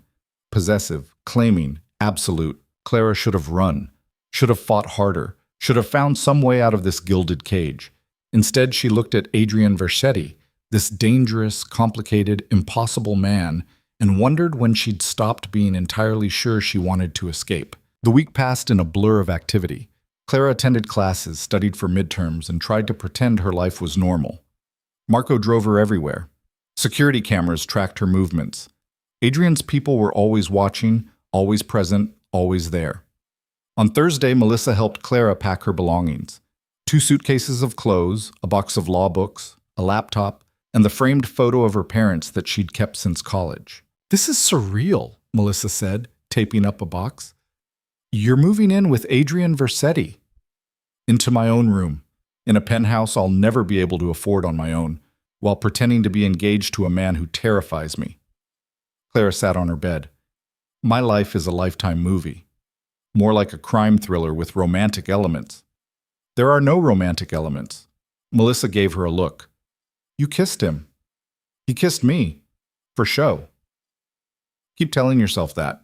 Friday evening, Marco and 2 other men collected Clara's belongings and transported them to Tribeca. Clara followed in the Mercedes, watching Washington Heights disappear behind her like a life she used to know. The penthouse was finished. The construction equipment was gone, replaced by furniture that probably cost more than Clara's law degree. Her room was at the opposite end from Adrian's, a massive space with a king bed, walk-in closet, and bathroom that had heated floors and a shower with enough jets to qualify as a spa. Her boxes looked pathetic in the middle of all that space. "Welcome home," Adrian said from the doorway. "This isn't home, this is witness protection with better furniture. Give it time." He handed her a key. "Front door. Come and go as you please, just take Marco or one of the security team with you." "So I'm not a prisoner, I'm just constantly supervised." "You're protected, there's a difference." He paused. "Dinner's in 20 minutes, I'll be in the kitchen." He cooked. That was the first surprise. Clara found him in the massive kitchen, wearing jeans and a t-shirt instead of his usual suit, making what smelled like Italian food. "You cook," Clara said. "My mother taught me." She believed men who couldn't feed themselves were helpless children. He stirred something on the stove. "Sit. This'll be ready soon." Clara sat at the island and watched him work. It was strange seeing Adrian Vercetti, feared crime boss, ruthless businessman, man who allegedly fed his enemies to pigs, making pasta from scratch with the focused intensity of someone who cared about getting it right. "Why are you staring?" he asked without looking up. "You're just different than I expected." "I'm a person, Clara, not a character from The Godfather. I have hobbies, preferences, a life beyond what you read in the Post." "What else do you do besides cook and run a criminal empire?" "I read. Mostly history and philosophy. I play chess badly. I collect first editions, Hemingway, Fitzgerald, the classics." He plated the pasta with precision. "I donate to charities anonymously because I like the idea of doing good without credit. And I haven't killed anyone personally in 3 years, though I've ordered deaths. Does that help humanize me?" "Not really, but it's honest." They ate together at the dining table and it felt oddly normal. Domestic even. Like they were actually a couple instead of 2 people locked in a mutually beneficial arrangement. "The Vanity Fair interview is Monday," Adrian said. "They'll ask how we met. We need to get our story straight." "What's the official version?" "Close to the truth. You were working an event. I noticed you. We talked. I was intrigued. I pursued you. You resisted at first because you thought I was too intense. True. But eventually I wore you down with charm and persistence." "You mean money and coercion?" "The public doesn't need those details." He took a drink of wine. "They'll ask about the engagement, when I proposed, what I said, how you reacted. I need you to look happy when you talk about it." "I'll try."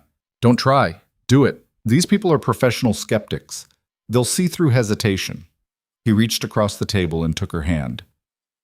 "When you talk about me, about us, you need to believe it, even if it's just for the length of the interview." Clara looked at their joined hands. His grip was warm, steady, completely at odds with everything she knew about him. "I'll do my best," she said. "That's all I ask." The weekend passed quietly. Clara unpacked her belongings, studied for midterms, and tried to adjust to living in a penthouse that felt more like a museum than a home. Adrian gave her space, appearing only for meals and brief conversations that felt like negotiations between opposing counsel. Sunday night, Clara couldn't sleep. She wandered through the penthouse at 2 a.m. and found Adrian on the balcony, smoking a cigar and staring at the city. "Can't sleep?" he asked without turning around. "Nervous about tomorrow?" "Don't be. You'll be fine." Clara joined him at the railing. The city stretched out below them, infinite and indifferent. "Can I ask you something?" "Always." "Do you ever regret it, the life you chose?" Adrian was quiet for a long time. "Every day. And never. Both at once." He took a drag from the cigar. "I was 18 when my father was killed. He left me an empire built on blood and fear and ruthlessness. I could have walked away, sold everything, gone legitimate, but I didn't." "Why not?" "Because walking away would have meant his death was meaningless. And because I was good at it. The violence, the strategy, the chess game of power." He looked at her. "We all make choices, Clara. Mine led here. Yours led to me. Neither of us can change that now. I could leave. After 6 months. You could. But you won't." "You sound very certain." "I am." He stubbed out the cigar. "Because somewhere between hating me and learning to survive in my world, you're going to realize you fit here better than you ever did in yours, and that's going to terrify you more than anything I could ever do to you." Clara wanted to argue, to tell him he was wrong, but standing on the balcony at 2 a.m., wearing expensive pajamas in a penthouse she'd never dreamed of inhabiting, engaged to a man who'd paid off her debts with pocket change, she couldn't find the words. Because maybe he was right, and maybe that scared her more than anything. The Vanity Fair journalist arrived at 11 on Monday morning, exactly on time, with a photographer and an assistant who set up lighting in the penthouse living room like they were staging a crime scene. Clara watched from the kitchen, her coffee growing cold in her hands, while Adrian charmed them all with the ease of someone who'd done this 1,000 times. "Ms. Hayes." The journalist extended her hand. She was younger than Clara expected, maybe 35, with sharp eyes and a smile that didn't quite reach them. "Rebecca Chen, thanks for agreeing to this." "I didn't exactly agree," Clara said before she could stop herself. Rebecca's smile became genuine. "Honest, I like that." She gestured to the couch. "Shall we?" The interview started with softballs, where Clara grew up, her parents, law school. Rebecca was good at her job, asking questions that felt conversational while slowly building toward the real story. Clara could see the trap forming, question by question, and couldn't quite figure out how to avoid it. "So," Rebecca said, her recorder running on the coffee table between them. "Tell me how you met Adrian." Clara glanced at Adrian, who sat beside her with his hand resting casually on her knee. His thumb traced small circles on her leg, a gesture that looked affectionate but felt like a warning. "I was working a catering event," Clara said, sticking to the script. "Private party. I didn't know it was his party. I was just trying to make rent and pay for my niece's medical treatment. And Adrian noticed you. I was hard to miss. I nearly dropped a tray of glasses on him." Rebecca laughed. Love at first crash? More like intrigue at first disaster. Clara felt Adrian's hand tighten slightly. He was different than I expected. Less intimidating. More human. Adrian Versetti, human. That's not a headline you see often. Adrian spoke for the first time. "I'd like to think I'm human most of the time." "Most of the time," Rebecca repeated, her pen moving across her notepad. "What about the other times?" "The other times I'm a businessman dealing with complicated situations. But we're not here to talk about business. We're here to talk about Clara." It was a smooth redirect, but Rebecca wasn't deterred. "Fair enough. Clara, what was it about Adrian that made you say yes when he asked you out?" Clara remembered the warehouse, the check, the hospital bill, the way Adrian had looked at her like she was a particularly interesting puzzle to solve. "He saw me," Clara said quietly. "Not the law student, not the struggling niece, not the girl wearing Target clothes to a high-end event, just me. That's rare." It was the truth, which made it easier to sell. And judging by the way Rebecca's expression softened, it was working. The interview continued. Rebecca asked about the proposal. Adrian spun a story about a private dinner at the penthouse construction site, champagne and city lights, and a speech about wanting to build something permanent. Clara added details about being surprised, overwhelmed, unsure, but ultimately convinced by his sincerity. They were both lying, and they were both so good at it that Clara almost believed the story herself. The photographer posed them, Adrian's arm around Clara's waist, her hand on his chest showing the ring, both of them laughing at something the photographer said that wasn't actually funny. Clara caught her reflection in the window behind the photographer and barely recognized herself. She looked happy, in love, exactly like a woman who'd said yes to Adrian Versetti for all the right reasons. The performance exhausted her more than any law school exam ever had. Rebecca left at 2, promising the piece would run in the next issue with a cover shoot if they were interested. Adrian declined politely, and Clara caught the flicker of relief on Rebecca's face, like she'd expected him to say yes and was glad he hadn't. The moment the door closed, Clara collapsed on the couch. "I need a drink," she said. "It's 2 in the afternoon. I just spent 3 hours lying about being in love with you. I think that qualifies as a drinking emergency." Adrian poured them both scotch, expensive, smooth, the kind that probably cost more than Clara's monthly rent used to. He sat beside her, close enough that their shoulders touched. "You did well," he said. "I'm a terrible liar." "No, you're an excellent liar. You just don't like it." He took a drink. "That story you told about me seeing you, was that true?" Clara looked at him, surprised by the question. "Which part?" "The part about me seeing you, not the law student or the struggling niece, just you." Clara thought about it. "I don't know. Maybe. You certainly saw enough to know I could be useful." "Useful," Adrian repeated, his tone unreadable. "Is that what you think this is? Isn't it?" He was quiet for a long moment. Then, "When I saw you at that warehouse, carrying that tray like you were marching into battle, I thought you were the most alive person in a room full of corpses. Everyone else was playing a role, the enforcer, the accountant, the made man, but you were just trying to survive. That's what I saw. Someone fighting." Clara's chest tightened. "Don't do that." "Do what?" "Make this real. Make me think you actually care instead of just—" She gestured vaguely between them. "Whatever this is? What if it's both?" Adrian set down his glass. "What if I brought you into this because you were useful and stayed interested because you're more than that? Then you're lying to yourself as much as you're lying to everyone else." His hand came up, fingers brushing her jaw. "Am I?" Clara should have pulled away, should have maintained distance, kept boundaries, remembered this was business.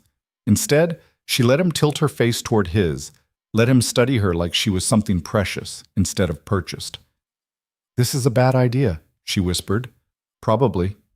He kissed her anyway. It was different from the kiss at the plaza. Slower, deeper. Less about performance and more about something Clara didn't have words for. His hand tangled in her hair, and she found herself gripping his shirt, pulling him closer, losing herself in the taste of scotch and the warmth of his mouth. When they broke apart, both breathing hard, Adrian rested his forehead against hers. "Still think this is just business?" he asked. Clara's phone rang before she could answer.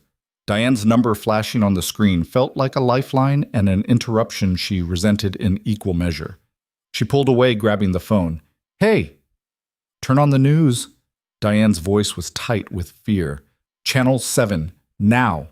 Clara found the remote, switching on the massive TV mounted above the fireplace. Adrian moved beside her, his expression shifting from intimate to alert in the span of a heartbeat. The news showed a warehouse, not the one where Clara had worked, but similar. Police tape, body bags, a reporter speaking urgently into a camera about a massacre in Brooklyn. 5 dead in what authorities are calling a targeted hit. Sources close to the investigation say this appears to be related to ongoing territorial disputes between organized crime families.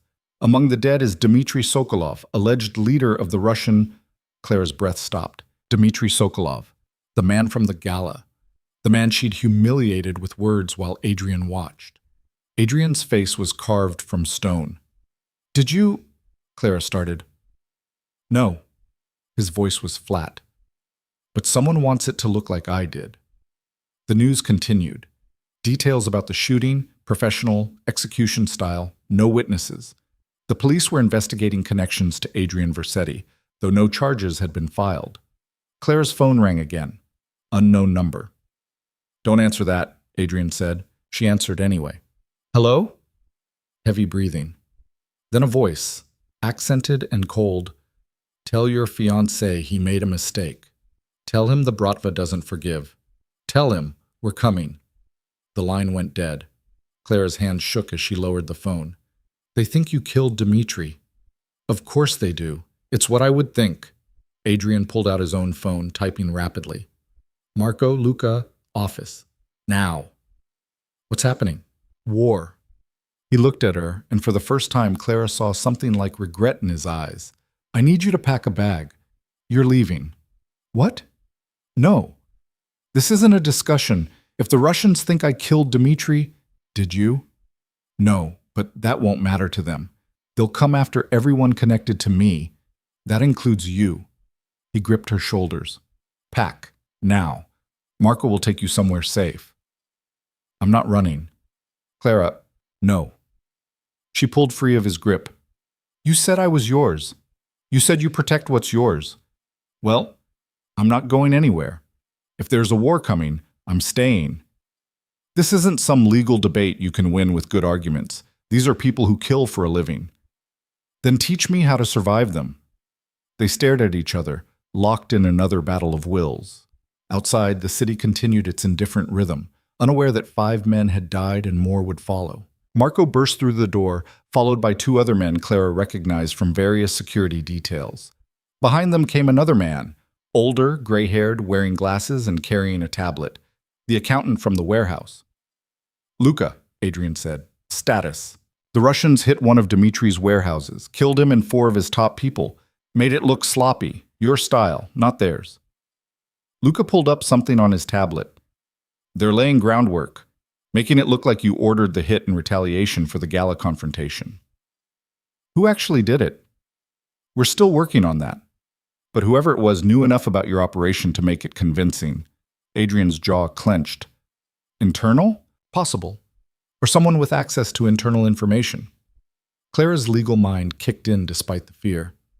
"So, someone killed Dmitri and framed you to start a war between you and the Russians." "That's the working theory," Luca confirmed. "Who benefits from that?" All 4 men looked at her. Adrian's expression shifted to something that might have been approval. "Smart question," he said. "Who benefits from the 2 largest crime families in New York destroying each other?" "Everyone else," Marco rumbled. "The smaller organizations, people who've been waiting for an opening." "Make a list," Adrian ordered. "Everyone who's been pushing for territory, everyone who's made noise about expansion, everyone with the resources to pull something like this off." Luca nodded and started typing. Adrian turned to Clara. "You need to stay here. Don't leave the penthouse. Don't talk to anyone. Marco stays with you at all times." "Where are you going?" "To meet with the Bratva, to convince them I didn't kill their boss." "That's suicide." "It's necessary." He cupped her face in his hands, the gesture almost tender. "If I don't come back, don't. If I don't come back, Luca has instructions. You'll be taken care of. The agreement stands. 6 months or 6 years. You're free. Clear?" Clara grabbed his wrists. "Then don't go." "I have to." He kissed her forehead, quick, almost protective. "Stay alive, Clara Hayes. That's an order." He left with Luca and the other 2 men, leaving Clara alone with Marco and the terrible certainty that Adrian was walking into a trap. "He's going to get himself killed," Clara said. Marco's expression was grim. "Maybe. But if anyone can talk their way out of Russian retribution, it's him." The hours crawled by. Clara tried to study, couldn't focus, ended up pacing the penthouse like a caged animal. Marco stood by the door, silent and immovable, a wall between Clara and whatever dangers lurked outside. At 8 p.m., Diane called. "Are you okay?" Diane demanded.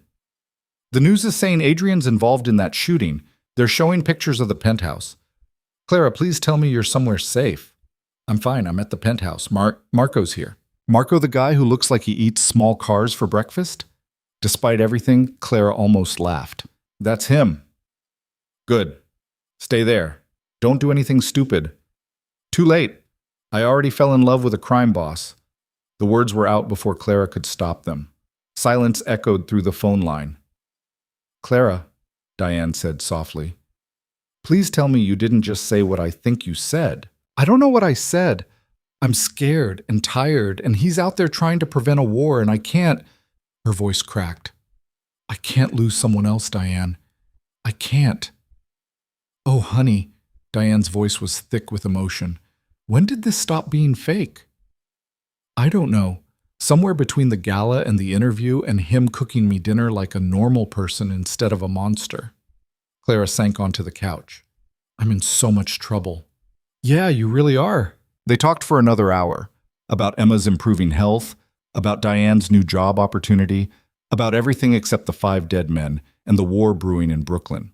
Normal things, safe things, the kind of conversation that felt like holding on to a life Clara wasn't sure she still had. Adrian came home at midnight. Clara heard the door open from her bedroom, where she'd been pretending to sleep. She got up, padding barefoot into the living room. He stood by the windows, still in the same clothes, blood on his knuckles. You're alive, Clara said. Disappointed? Relieved. He turned to face her, and Clara saw exhaustion etched into every line of his face. The Russians believe me, for now. But it's fragile. What did you do to convince them? Gave them someone else to blame. Found security footage from a rival family's territory around the time of the shooting. It's not proof, but it's enough to create doubt. He flexed his bloody hand. And I made a gesture of good faith. The blood. Dimitri's second-in-command wanted satisfaction. I gave it to him. Fair fight, no weapons. First blood. Adrian smiled, cold and sharp. He got first blood. I got the last. Clara crossed to him, grabbing his hand. The knuckles were split, already swelling. You're hurt. I've had worse. She pulled him to the kitchen, running cold water over his hand while he stood there and let her. It was intimate in a way that had nothing to do with sex, this small act of care, of tending to wounds that shouldn't exist. You should have let me leave, Claire said quietly. Sent me away where I'd be safe. You wouldn't have gone. No, but you should have tried harder. Adrian caught her wrist with his uninjured hand. Why didn't you leave when you had the chance? Clara met his eyes. Because somewhere between hating you and learning to survive you, I forgot how to imagine my life without you in it. And that scares me more than the Russians ever could. He pulled her close, his forehead resting against hers in a gesture that was becoming familiar. We're terrible at this. At what? Keeping distance, maintaining boundaries, pretending this is just business. Maybe we should stop pretending. Maybe. His hand came up, fingers threading through her hair. But that makes this real. And real means you can get hurt. Really hurt. I'm already hurt. I've been hurt since the moment I called you baby, and you smiled instead of having me killed. Clara's hands fisted in his shirt. So if we're doing this, really doing this, then stop trying to protect me from yourself and just let me in. Adrian kissed her like she was oxygen and he'd been drowning, like she was the answer to questions he'd been asking his entire life, like she mattered more than territory or power or any of the things he'd built his empire on. They stumbled toward his bedroom, shedding clothes between kisses, and Clara stopped thinking about consequences or 6-month deals or the fact that she was falling in love with a man who ordered deaths like other people ordered takeout. When she woke up hours later, tangled in expensive sheets with Adrian's arm heavy across her waist, Clara felt the weight of what she'd done settle over her like a verdict. She'd crossed a line, blurred business into something personal, turned a transaction into something that felt dangerously close to real. Adrian stirred beside her, his eyes opening slowly. Morning. Is it? Clara couldn't see windows from this angle. 6 a.m. You slept 3 hours. So did you. I'm used to it. His hand traced patterns on her bare shoulder. Regrets? Clara thought about it. Ask me again in 6 months. That's not an answer. It's the only one I have right now. Her phone rang from somewhere in the living room, shrill and insistent. Adrian groaned. Ignore it, he said. But the ringing continued. Clara untangled herself from him, finding her clothes scattered across the floor like evidence. By the time she reached her phone, it had stopped ringing. 12 missed calls, all from numbers she didn't recognize. A text from an unknown number. Check the news. Clara's stomach dropped. She turned on the TV. The news showed the penthouse. Their penthouse, surrounded by reporters and cameras and police cars. Sources confirmed that Clara Hayes, fiancée of alleged crime boss Adrian Versetti, was present at the location where Dmitry Sokolov was last seen alive. Security footage obtained by the station shows Ms. Hayes at the Carmichael Gala engaging in what appears to be a heated confrontation with Sokolov just hours before his death. The screen showed Clara at the gala, stepping between Adrian and Dmitry. Her words about compensation and boredom played on a loop while commentators speculated about her involvement. "Oh no," Clara whispered. Adrian appeared beside her, wearing only pants, his expression dark. "They're coming after you." "The Russians?" "Worse. The FBI." As if on cue, the building's intercom buzzed. Marco's voice came through, tight with tension. "Boss, FBI. They want to talk to Ms. Hayes." Clara looked at Adrian, fear finally catching up to everything else she'd been feeling. "What do I do?" "You don't say anything, not one word." He grabbed his phone. "I'm calling our lawyers, the best criminal defense team in New York. They'll handle this." "Adrian, no!" He gripped her shoulders, forcing her to meet his eyes. "Listen to me. They're going to try to flip you, offer you immunity if you testify against me, tell you I'm using you, that you're in danger, that cooperating is your only way out. Don't believe them." "What if they're right?" "They're not." His voice was absolute. "I won't let anything happen to you, but you need to trust me. Can you do that?" Clara thought about it the past few weeks, the gala, the interview, the way Adrian had held her last night like she was something precious instead of purchased, the fact that she'd fallen in love with him despite every reason not to. "Yes," she said, "I trust you." The lawyers arrived within 20 minutes, 3 of them, sharp-suited and sharper-tongued, carrying briefcases that probably cost more than Clara's law school education. They set up in the dining room like it was a war room, and in a way, it was. The lead lawyer was a woman named Patricia Valdez, 50-something, with steel-gray hair and eyes that could cut glass. She'd made her reputation defending the indefensible and winning. "Here's what's going to happen," Patricia said, her tone brooking no argument. "The FBI wants to question you about your relationship with Adrian and your presence at the gala. They have footage of you confronting Dmitry Sokolov. They're building a case that you were involved in some capacity." "I wasn't." "Doesn't matter. What matters is what they can prove and what they can convince a jury to believe." Patricia pulled out a legal pad.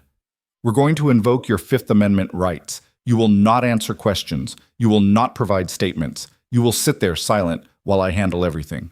Understood?" Clara nodded. "Say it out loud." "I understand." "Good." Patricia looked at Adrian. "You stay here. If they see you two together right now, it'll fuel their narrative that she's your puppet." Adrian's jaw clenched, but he nodded. They went downstairs together, Clara, Patricia, and the other 2 lawyers.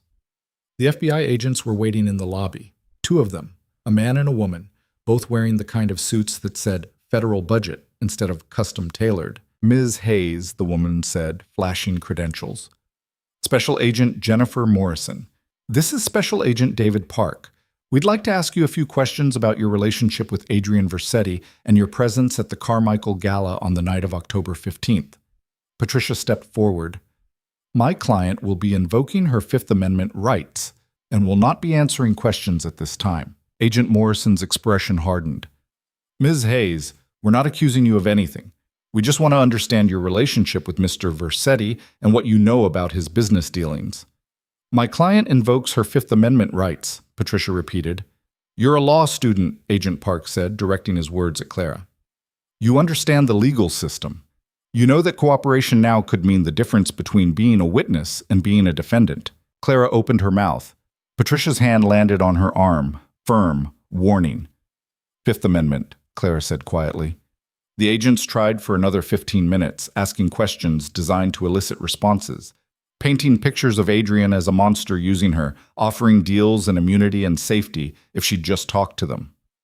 Clara said nothing. She sat there silent, while Patricia deflected and negotiated and made it clear that this conversation was over before it had really begun. Finally, the agents left, but not before Morrison handed Clara a card.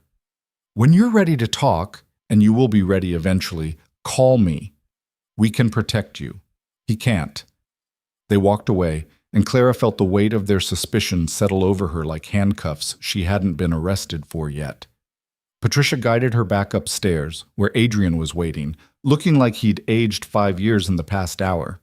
How bad? He asked. They're building a case, Patricia said. Circumstantial right now, but they're looking for anything that connects Clara to Dimitri's death or your business operations. The gala footage doesn't help. Can they charge her? Not yet, but if they find more evidence or manufacture it, they could. Patricia looked at Clara. You need to be careful. Every move you make, every word you say, every person you talk to, it's all ammunition they can use. So what do I do? Clara asked. You live your life. Go to class. Study. Be the law student you are. Don't give them anything they can twist. Patricia packed up her briefcase. And Clara? Don't trust anyone except your lawyers and Adrian, not your classmates, not your friends, not anyone who comes asking questions. The FBI is very good at finding cracks. Don't be one. The lawyers left. Clara and Adrian stood in the living room, the city spread out below them, and Clara felt the cage close in a little tighter. I'm sorry, Adrian said. For what? Dragging you into this, making you a target. You gave me a choice. I made it. Clara moved to the window, watching the city wake up to a day where she was officially a person of interest in a federal investigation. I just didn't realize how expensive that choice would be. Adrian joined her, his reflection overlapping hers in the glass. You can still walk away. I'll make sure you're safe. Protected. The FBI won't touch you if you... If I what? Testify against you? Become their star witness? Clara turned to face him. Is that what you want? I want you safe. Safe and free are different things, and I'm not sure I can have both anymore. She reached up, touching the scar on his cheekbone. So I choose you. Even if it's stupid, even if it destroys me. I choose you. Adrian caught her hand, pressing it against his face like a lifeline. Then I'll make sure you survive it. Promise? I promise. It was the first lie he'd told her since this started. They both knew it, but Clara let herself believe it anyway, because the alternative was admitting that she'd fallen in love with a man who couldn't save her from the consequences of loving him back. And that truth was still too sharp to hold. The next 3 weeks turned Clara's life into something she barely recognized. Law school became a gauntlet of whispers and stares. Classmates who'd never spoken to her suddenly wanted to be best friends, fishing for details about Adrian with questions disguised as concern. Professors looked at her differently, some with pity, others with barely concealed disgust. Professor Morrison called her into his office and suggested she consider taking a leave of absence until things settled down.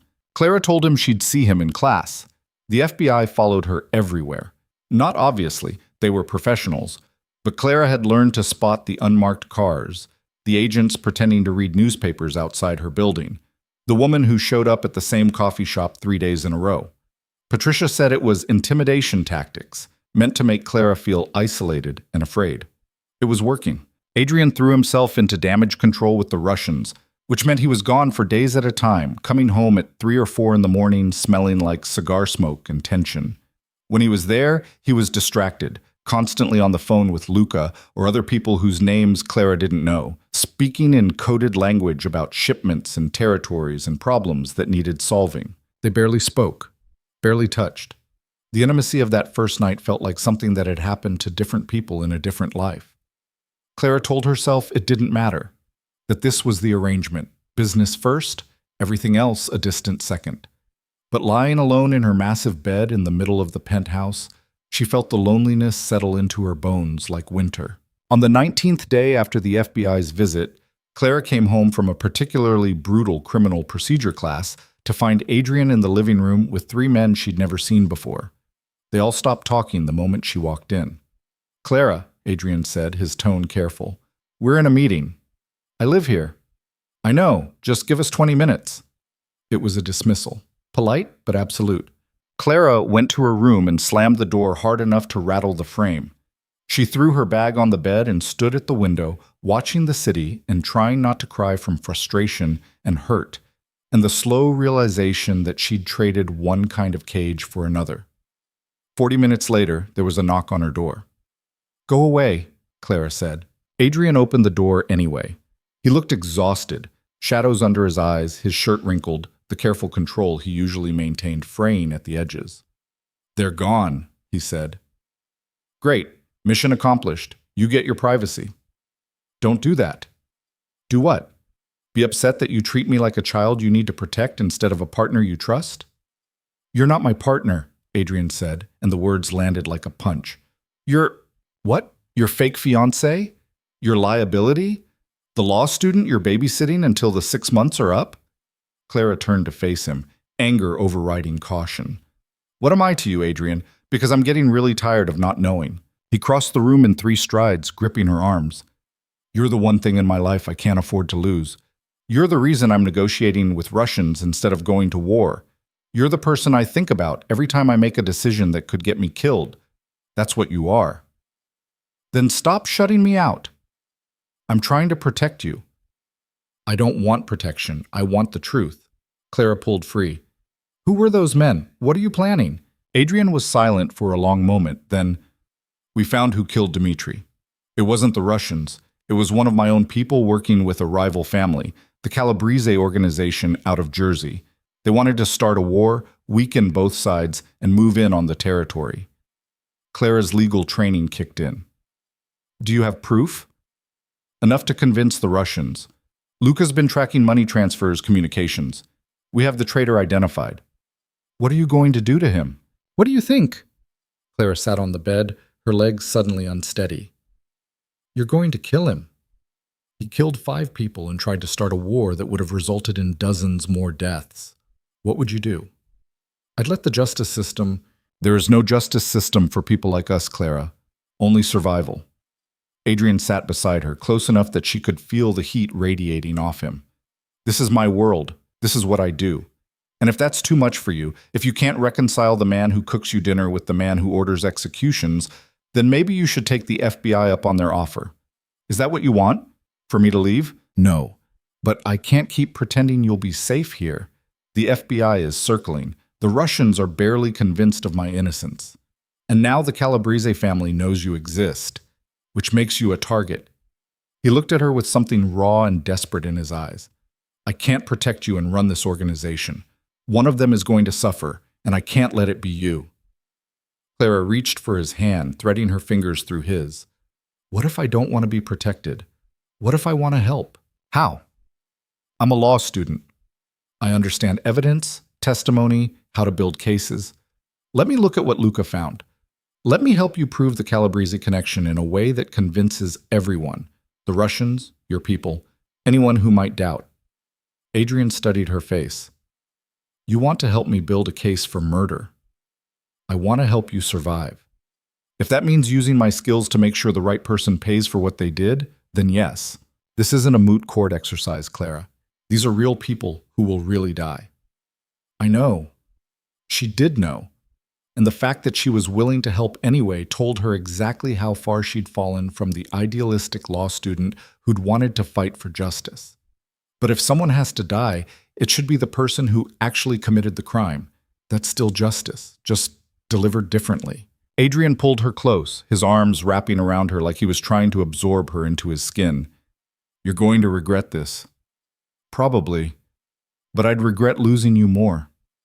They sat like that for a long time, holding on to each other while the city darkened outside and the weight of what they were planning settled over them like verdict neither could appeal. Luca arrived an hour later with his tablet and a file box full of printed evidence. They spread everything across the dining room table. Financial records, surveillance photos, intercepted communications. Clara put on her lawyer hat and started organizing, categorizing, building a narrative that would convince even the most skeptical audience. The traitor's name was Vincent Russo. He'd been with Adrian's organization for 8 years, working his way up from street-level collections to managing territory in Brooklyn. He had a wife, 3 kids, a house in Staten Island with a mortgage Adrian's organization helped him secure, and he'd sold them all out for a promise of power from the Calabrese family. Here, Clara said, pointing to a series of wire transfers. He received payments 3 weeks before Dimitri's death, small amounts structured to avoid detection, but they add up to almost $200,000. Luca nodded. We traced them to a shell company owned by Michael Calabrese. And this? Clara pulled up a surveillance photo. Vincent meeting with someone outside a restaurant in Jersey City. Can we identify the other person? Angelo Marchetti, Calabrese's second in command. When was this taken? 2 days before the hit on Dmitri. Clara sat back, looking at the assembled evidence.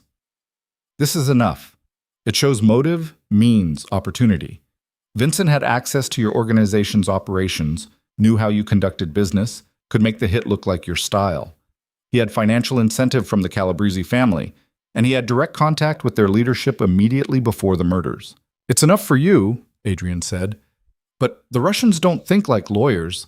They think like soldiers. Then give them something they understand. Vincent's confession. Luca's eyebrows rose. He hasn't confessed. Not yet. Clara looked at Adrian. But he will, won't he?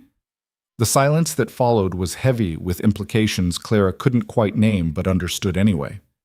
Yes, Adrian said finally. He will. They brought Vincent in the next night. Clara didn't watch. Adrian made her stay in the penthouse while he and Marco handled it, but she heard the results. Vincent had confessed everything. The deal with Calabrese, the planning, the execution, his own ambition that had led him to betray people who treated him like family. Adrian recorded it all, showed the video to the Russian leadership. They accepted it as proof, and the fragile peace held. Then Vincent disappeared. Clara didn't ask what happened to him. She knew. And the fact that she could live with that knowledge told her exactly how much she'd changed since calling Adrian baby in that warehouse months ago. The Vanity Fair piece ran that same week. Rebecca Chen had done her job well. The article painted them as a modern romance, the powerful businessman and the brilliant law student who'd found each other against all odds. The photos were beautiful. The quotes made Clara sound intelligent and Adrian sound surprisingly human. It was all lies wrapped in enough truth to be believable. The public ate it up. Social media exploded with commentary, some supportive, some vicious, all of it dissecting their relationship like it was public property.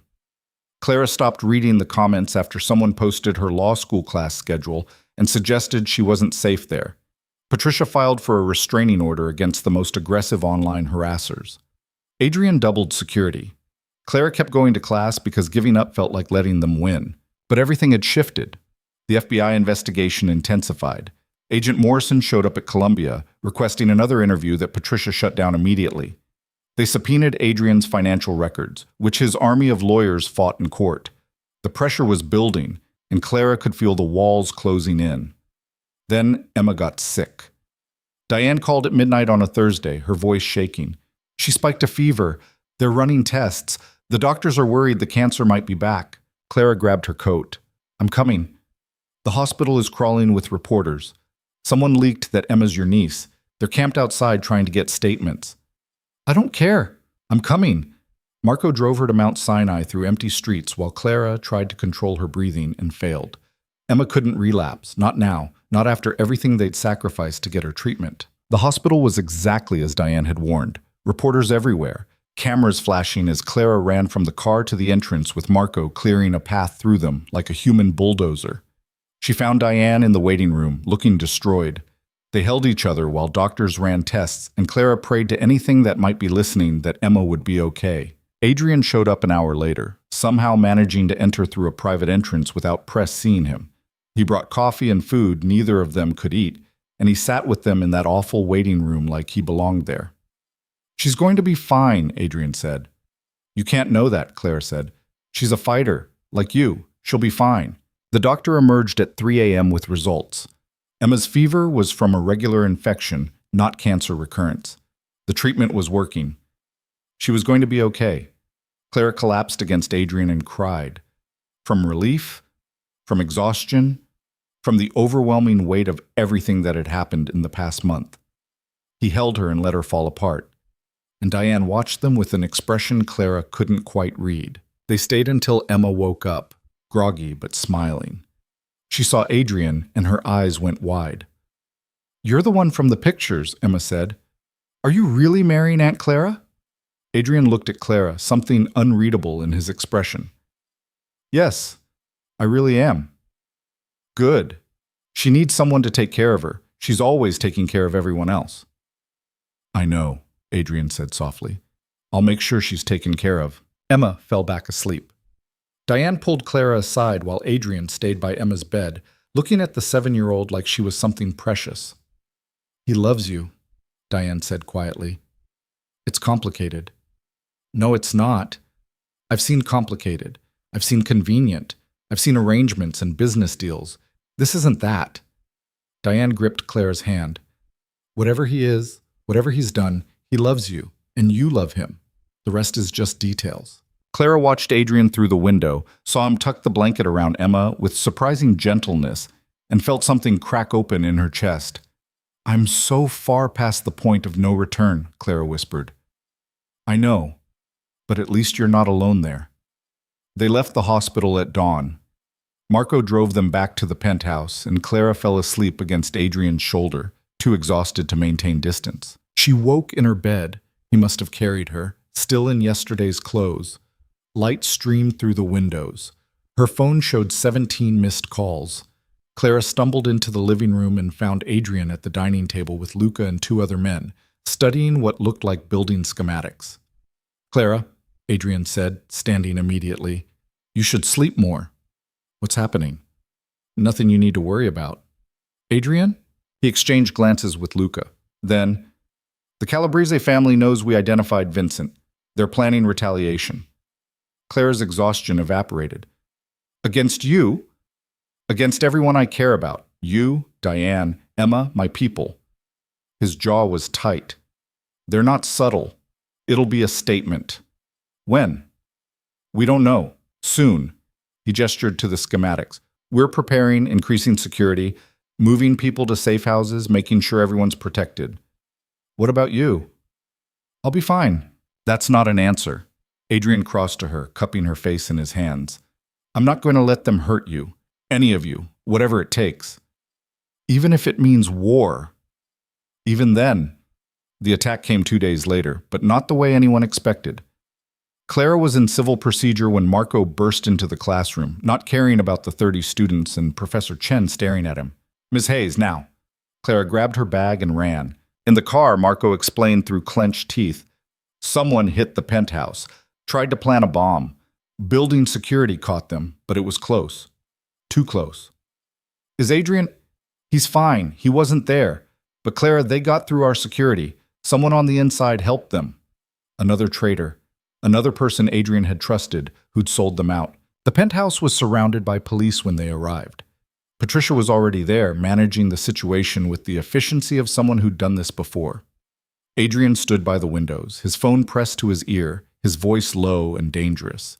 He saw Clara and ended the call immediately, crossing to her in 3 strides.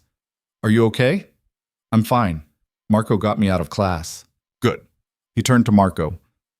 Get her to the safe house. Staten Island location. Don't tell anyone where you're going. Wait, what? Clara grabbed his arm. I'm not going to a safe house. Yes, you are. This isn't negotiable. The hell it isn't. I'm staying with you. Clara, but... No. She planted herself in front of him, refusing to budge. You said I was yours. You said you protect what's yours. Well, it goes both ways. I'm not running while you stay here and fight. This is different. They tried to blow up the building, with you in it. And they failed. So we figure out who helped them and we stop it from happening again. Adrian's control was fracturing. She could see it in his eyes, the fear he wouldn't name and the fury he couldn't quite contain. I can't lose you. Then don't push me away. They stood there, locked in another battle of wills while chaos swirled around them. Finally, Adrian pulled her close, his hand fisting in her hair. You're the most stubborn person I've ever met, he said against her ear. You chose me. Deal with it. Luca approached, his expression grim. Boss, we found him. The insider? Yeah. You're not going to like it. They went to Adrian's office, the real one, in a building in Midtown that served as headquarters for his legitimate business operations. The room was all dark wood and leather, the kind of space that screamed power and money and decisions that changed lives. The traitor was already there, tied to a chair, bleeding from a split lip. He looked up when they entered, and Clara's breath caught. She knew him. Tony. The man with glasses from the warehouse, the one who'd stood beside Adrian during meetings, managed schedules, arranged details. Tony? Clara said, disbelief coloring her voice. Tony's eyes met hers, filled with something that looked like shame. I'm sorry, they have my daughter. The Calabrese family. They took her 2 weeks ago. Said they'd kill her if I didn't help them. Adrian's expression was carved from stone. Why didn't you come to me? You were dealing with the Russians. I didn't want to add to it, and they said they'd know if I told anyone. They'd kill her immediately. So you let them plant a bomb instead. I disabled the timer, made sure it wouldn't actually go off. I just needed them to think I'd followed through so they'd let Sarah go. Clara looked at Adrian, seeing the war playing across his face. Tony had betrayed them, but for his daughter. It was the kind of impossible choice that had no right answer. Where's Sarah now? Adrian asked. I don't know. They move her every few days. She calls me for 60 seconds to prove she's alive, and that's it. Adrian was quiet for a long moment. Then he pulled out his phone and made a call. Luca, I need a trace on Tony's daughter. Get our people on it. Every resource we have. Find her. He hung up and looked at Tony. You should have trusted me. I would have helped you. I know. I'm sorry. Sorry doesn't fix this, but saving Sarah might. Adrian moved to the window.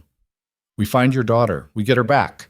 Then you and I are going to have a very long conversation about loyalty and trust and what happens when you break both. Tony nodded, understanding the implicit threat. Clara followed Adrian to the window. You're going to help him? His daughter's 15 years old. This isn't her fault. Adrian's voice was hard. But he's going to pay for this. Just not the way he expected. It took Luca's team 36 hours to locate Sarah. She was being held in a warehouse in Newark, guarded by 3 of Calabrese's men. Adrian planned the extraction with military precision.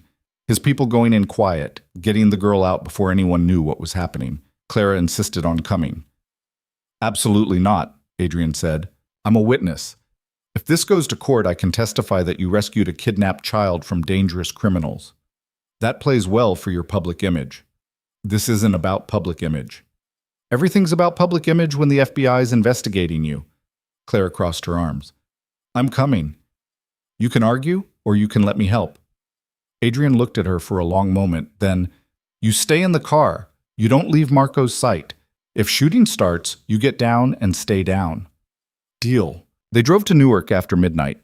3 cars, 12 men, and Clara wearing a bulletproof vest that Adrian had insisted on, even though she'd be nowhere near the actual extraction. The warehouse was industrial, abandoned, exactly the kind of place you'd hide a kidnapped teenager. Adrian's team moved with practiced efficiency, spreading out around the building while Luca coordinated through headsets. Clara watched from the car, her heart hammering as shadows moved through the darkness. Beside her, Marco was completely still, his hand resting on the gun in his shoulder holster.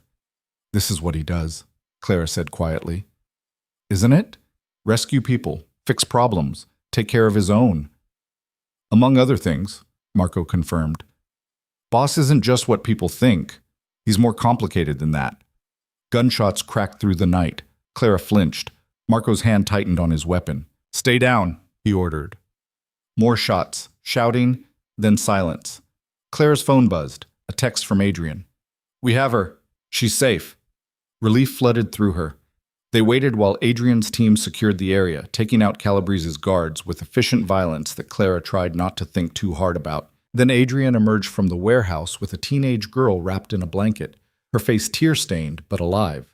Tony was there immediately, pulling his daughter into his arms, both of them crying. Adrian watched them for a moment. Then he walked to the car and got in beside Clara. 3 guards down, he said quietly.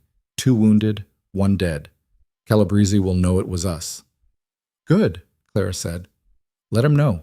Adrian looked at her, something dark and approving in his expression. You're bloodthirsty tonight. They kidnapped a child. They tried to blow up our home.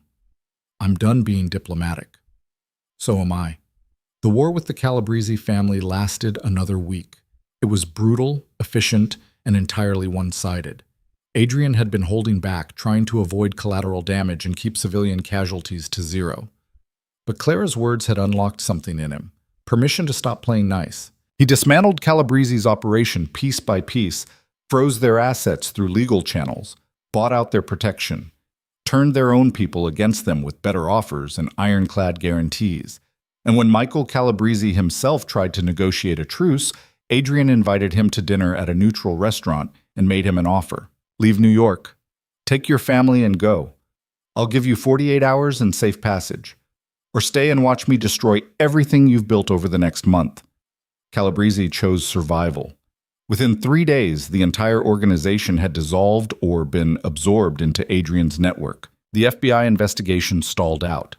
Without active violence, and with all the evidence pointing at Calabrese for Dimitri's death and the attempted bombing, they couldn't build a case against Adrian. Agent Morrison showed up one last time to tell Clara she was making a mistake. "He's going to drag you down," Morrison said. "Maybe not today, maybe not this year, but eventually his world will destroy yours." "Maybe," Clara said, "but it'll be my choice, not yours." Morrison left, and Clara felt something like victory. The semester ended. Clara took her finals while living in a penthouse with a man the FBI suspected of murder. She aced every exam because she'd learned to compartmentalize, to separate the law student from the crime boss's fiancé, to be both people at once without letting either destroy the other. Her grades posted 3 days before Christmas. Straight A's. Adrian took her to dinner to celebrate, a small restaurant in Little Italy that he owned through 7 layers of shell companies. They sat in the back corner, away from windows, while Marco and 2 other guards maintained a perimeter that felt less necessary now, but that neither of them questioned. 4 months down, Adrian said, raising his wine glass. 2 to go. Clara clinked her glass against his. And then what? Then you're free. No debt, no obligation. You walk away and live your life however you want. Clara set down her glass. What if I don't want to walk away? The question hung between them, heavy with everything they'd been avoiding. Clara. No, I'm serious. What if the past 4 months weren't just an arrangement? What if somewhere between fighting the FBI and surviving the Calabrese family and watching you rescue a kidnapped girl, I actually fell in love with you? Adrian was silent, his expression unreadable. Say something, Claire demanded. I'm trying to figure out if you're serious or if this is Stockholm Syndrome. I'm serious, and it's probably both. But I don't care anymore. Clara reached across the table, taking his hand. I love you. The real you. The man who cooks dinner and rescues teenagers and orders executions without blinking. All of it. And I know it's crazy. And I know it's probably going to destroy me eventually, but I can't walk away. I don't want to. Adrian's grip tightened on her hand. You deserve better than this. Better than me. Maybe. But I don't want better. I want you. He pulled her close, kissing her like she was the only thing keeping him tethered to earth. When they broke apart, both breathing hard, his forehead rested against hers. I love you too, he said quietly. I've loved you since you called me baby and looked terrified and defiant at the same time. I've just been trying not to doom you by admitting it. Too late, I'm already doomed. Yeah, Adrian agreed. We both are. They left the restaurant and drove home through a city that felt different now, less like a battlefield and more like possibility. The penthouse welcomed them with warm light and the promise of a future Clara had stopped trying to predict. She fell asleep in Adrian's arms that night, the ring on her finger feeling less like a prop and more like a promise.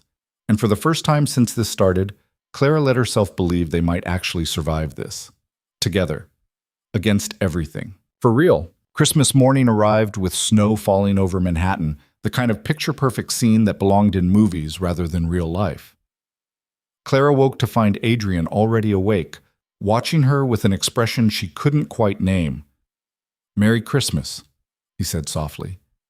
We don't have to do this, Clara said, understanding what he wasn't saying. The whole holiday thing. I know it's not... I got you something. He reached into the nightstand and pulled out a small box. Not a ring box. She already had that particular piece of jewelry. This was different. Older, worn at the edges. Clara sat up, taking it carefully.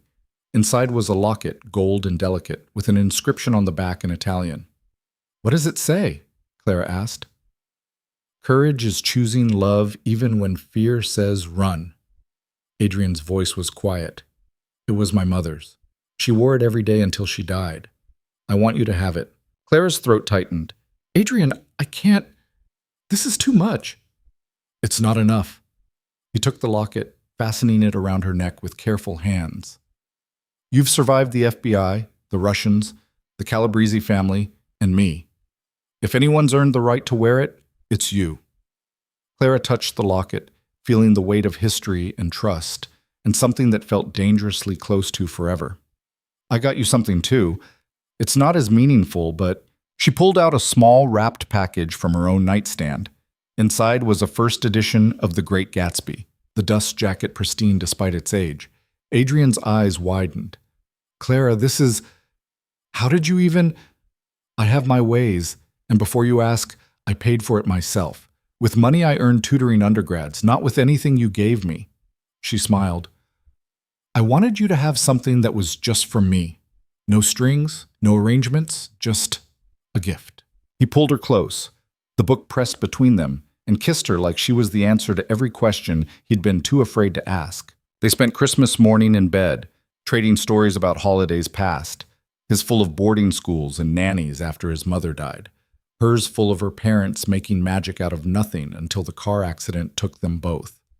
It was the most honest conversation they'd had, stripped of performance and pretense, just two people who'd found each other in the worst possible way and somehow made it work. Diane and Emma arrived at noon, Emma practically vibrating with excitement over the presents and the fancy penthouse and the fact that Aunt Clara lived somewhere that had a doorman. The four of them had dinner together, Adrian cooking again, making Italian dishes his mother had taught him, while Emma told them elaborate stories about her favorite dinosaurs, and Diane watched with an expression that said she was finally starting to believe this might actually be real. He's good with her, Diane said quietly while Adrian and Emma debated whether velociraptors or T-Rexes were superior predators. He's good with everyone he cares about, Clara said. It's everyone else who has to worry. And you're sure about this? About him? Clara looked at Adrian, this complicated, dangerous, surprisingly gentle man who'd walked into her life and changed everything. I've never been more sure of anything. The 6-month mark arrived with less fanfare than Clara expected. No dramatic confrontation, no final test, just a Tuesday in February when Clara realized she'd been living with Adrian for half a year and couldn't imagine living anywhere else. She was studying for the bar exam, graduating early because she'd crammed enough credits and had grades that qualified her for acceleration, when Adrian came home early from a meeting. "We need to talk," he said, and Clara's stomach dropped. Those 4 words. Never good. She closed her laptop. Okay. Adrian sat across from her, his expression serious. The 6 months are up. Technically, as of today, you're free. No more arrangement, no more obligation. You can walk away. Clara had known this was coming, but hearing it still felt like a punch. Is that what you want? No. But it's what we agreed. He pulled out a folder, sliding it across the table. Everything's in there. Proof that your debts are cleared. Emma's medical bills paid for the next 5 years. Diane's mortgage satisfied. Your law school loans forgiven. A cashier's check for $200,000 as agreed, adjusted for inflation and with interest. Clara looked at the folder like it was a live grenade. You're paying me to leave. I'm honoring our agreement. What you do next is your choice. And if I choose to stay, Adrian's mask cracked slightly, then we need to renegotiate terms. What terms? The real ones. Not a fake engagement, not an arrangement, just us, you and me, building something that might actually last beyond the next crisis. He leaned forward, his eyes locked on hers. But Clara, you need to understand what you're signing up for. The FBI will always be watching. There will always be enemies, always danger, always the possibility that one day I'll make the wrong call and we'll both pay for it. I know. Do you? Because knowing it theoretically and living it are different things. Once you commit, really commit, there's no walking it back. You'll be mine, and I'll be yours, and everyone will know it. That makes you a permanent target. Clara thought about the past 6 months. The fear and the danger and the FBI interviews, the way she'd learned to sleep through sirens and ignore death threats on social media. The strange comfort of Marco's constant presence and the way she'd stopped flinching when Adrian came home with blood on his knuckles. She thought about Emma, healthy and laughing, her hair growing back in soft curls. About Diane, who'd finally stopped working 3 jobs and had started dating someone nice who made her smile. About the life she'd built in Adrian's shadow, the way she'd become someone she barely recognized but somehow liked better than the girl she'd been. I'm not walking away, Clara said. I love you. And yeah, it's complicated and dangerous and probably going to get me killed someday. But I'd rather have that than spend the rest of my life wondering what we could have been. Adrian pulled out another box, different from the locket, different from the engagement ring that had started this whole thing. Inside was a new ring. Still beautiful, still expensive, but different, more delicate, more personal. The first ring was for show, Adrian said. This one's real. No arrangement, no timeline, just a question. He took her hand. Clara Hayes, will you actually marry me? For real this time. Clara's vision blurred. You're seriously proposing? I'm seriously asking. You can say no. You can take the money and leave and build a life far away from all this. Or you can say yes and let me spend the rest of my life trying to deserve you. Clara looked at the ring, then at Adrian, then at the folder full of documents that represented her freedom. For 6 months, she'd been living a lie that had slowly transformed into truth. Now she had a choice: walk away with her debts cleared and her future secure, or stay and build something real with a man who'd probably break her heart and might get her killed. It wasn't even close. Yes, Clara said. I'll marry you. For real this time. Adrian slid the new ring onto her finger beside the old one and kissed her like he'd been holding his breath for 6 months and could finally exhale. They set the wedding for June. Small ceremony, immediate family only, in the penthouse with a judge Patricia knew who wouldn't ask uncomfortable questions. No press, no cameras, no society matrons pretending to be happy for them. Just the people who mattered. But planning the wedding meant dealing with everything they'd been avoiding. Merging their lives officially meant Clara needed to understand exactly what she was marrying into. I want full transparency, Clara said one night while they were reviewing prenup documents that Patricia had drawn up. No more meetings I'm excluded from. No more decisions made without telling me. If I'm going to be your wife, I need to know everything. Adrian set down his pen. Everything? Everything that matters. I'm not asking for criminal confessions I'd have to report to the Bar Association, but the big picture.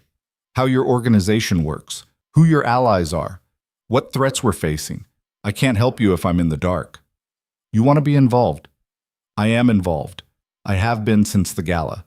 I'm just making it official. Adrian studied her for a long moment. Then he pulled out his phone and called Luca. Get up here. Bring the org charts and the current threat assessment. Clara's getting read in. Luca arrived within the hour with Marco and another man Clara had seen but never met. Someone Adrian introduced as his attorney, though not the kind who appeared in court. They spread out documents that showed the real structure of Adrian's empire. The legitimate businesses, real estate, restaurants, import-export, the gray area operations, gambling, protection, strategic acquisitions that skirted legality. And the darker side, Clara had always known existed but never seen documented. This is everyone who reports directly to me, Adrian said, pointing to a chart. Luca handles finances and intelligence. Marco handles security. Vincent, he gestured to the attorney, handles legal issues and makes problems disappear. Below them are the territory managers, collection specialists, and enforcement. Enforcement, Clara repeated. That's a polite word. Yes. How many people have died because of decisions you've made? The room went silent. Luca and Marco exchanged glances. Vincent suddenly found his tablet fascinating. Directly? 12. Adrian's voice was steady. Indirectly? More. I don't have an exact number. Clara felt sick. But she'd asked for honesty, and this was what honesty looked like. And if you could go back, would you change anything? No. Every person I ordered killed had crossed lines that couldn't be uncrossed. They'd hurt innocent people, betrayed trust, endangered families. I don't apologize for protecting what's mine. Even if what's yours includes illegal operations? Even then, Clara looked at the charts, the territories, the web of connections that made Adrian Versetti one of the most powerful men in New York. She could walk away. Should walk away. Everything about this was wrong by every moral standard she'd been taught. But watching Adrian stand there, unflinching in his honesty, refusing to apologize for being exactly who he was, she understood something she'd been avoiding for months. Right and wrong weren't as clear as law school had taught her. Justice didn't always come from courtrooms, and sometimes the people who broke laws were the same ones who protected the vulnerable from worse monsters. Okay, Clara said. Show me the rest. They spent the next 3 hours going through everything. Adrian answered every question, no matter how uncomfortable. He showed her the books, both sets, the ones the IRS saw, and the ones that showed where the real money moved. He explained the protection rackets, how they worked, why business owners actually wanted them despite paying for services they shouldn't need. He walked her through the gambling operations, the careful balance of keeping things profitable without attracting federal attention. And he told her about the charitable work nobody knew about, the anonymous donations to hospitals, the shelters for domestic violence survivors that his organization funded and protected, the way he made sure kids in his territories had food and school supplies even when their parents couldn't provide, the informal justice system that resolved disputes the courts wouldn't touch. "You're a criminal with a conscience," Clara said as dawn broke over the city. "I'm a pragmatist who understands that chaos is bad for business. Happy communities don't breed informants. Protected people stay loyal. It's all strategic." "You keep telling yourself that," Adrian smiled. "I do, daily." The bar exam came in late April. Clara studied with the intensity of someone whose entire future hinged on passing, even though her future was already secured regardless of the results. She wanted this, wanted to prove she could do it, wanted the validation of succeeding on her own merit. Adrian cleared his schedule the week before the exam, quizzing her on civil procedure and constitutional law while she paced the penthouse reciting rules and exceptions and the endless nuances that made law both beautiful and maddening. She took the exam over 2 days, emerging each evening exhausted and wired, convinced she'd failed, and also somehow certain she'd aced it. Adrian was waiting each night with dinner and wine and the kind of quiet support that meant more than any grand gesture could have. Results wouldn't come for months, but Clara felt lighter having it done. One more step toward being fully herself: lawyer, fiancé, partner to a man whose business card should probably read criminal entrepreneur instead of CEO. The week before the wedding, the FBI made one last attempt. Agent Morrison showed up at the penthouse with her partner and a warrant to search the premises. They tore through everything: files, computers, personal belongings, looking for evidence they wouldn't find because Adrian had known this was coming and moved anything remotely incriminating months ago. Clara watched them work with Patricia standing beside her, both women silent as federal agents tried and failed to build a case that had died when Calabrese left New York. "This is harassment," Patricia said calmly. "You have no new evidence, no probable cause beyond suspicion. I'll be filing a complaint with your supervisors." Morrison ignored her, approaching Clara one last time. "Last chance. You're about to marry him. Legally bind yourself to his crimes. When we finally catch him, and we will, you'll go down too. Is that really what you want?" Clara looked at this woman who'd spent months trying to save her from a fate Clara had chosen willingly. "Agent Morrison, I appreciate your concern. I really do. But you're operating under the assumption that I'm a victim. I'm not. I made my choice with full knowledge of the consequences. So yes, this is what I want. You'll regret it. Maybe, but it'll be my regret, not yours." The agents left empty-handed, and Patricia assured Clara they wouldn't be back. The warrant had been a last-ditch effort based on pressure from higher-ups who wanted Adrian arrested on principle. Without evidence, it was just theater. Adrian came home to find Clara drinking wine on the balcony, watching the sunset paint the city in shades of gold and crimson. "They came," she said without turning around. "I know. Marco called me." He joined her at the railing. "You handled it well.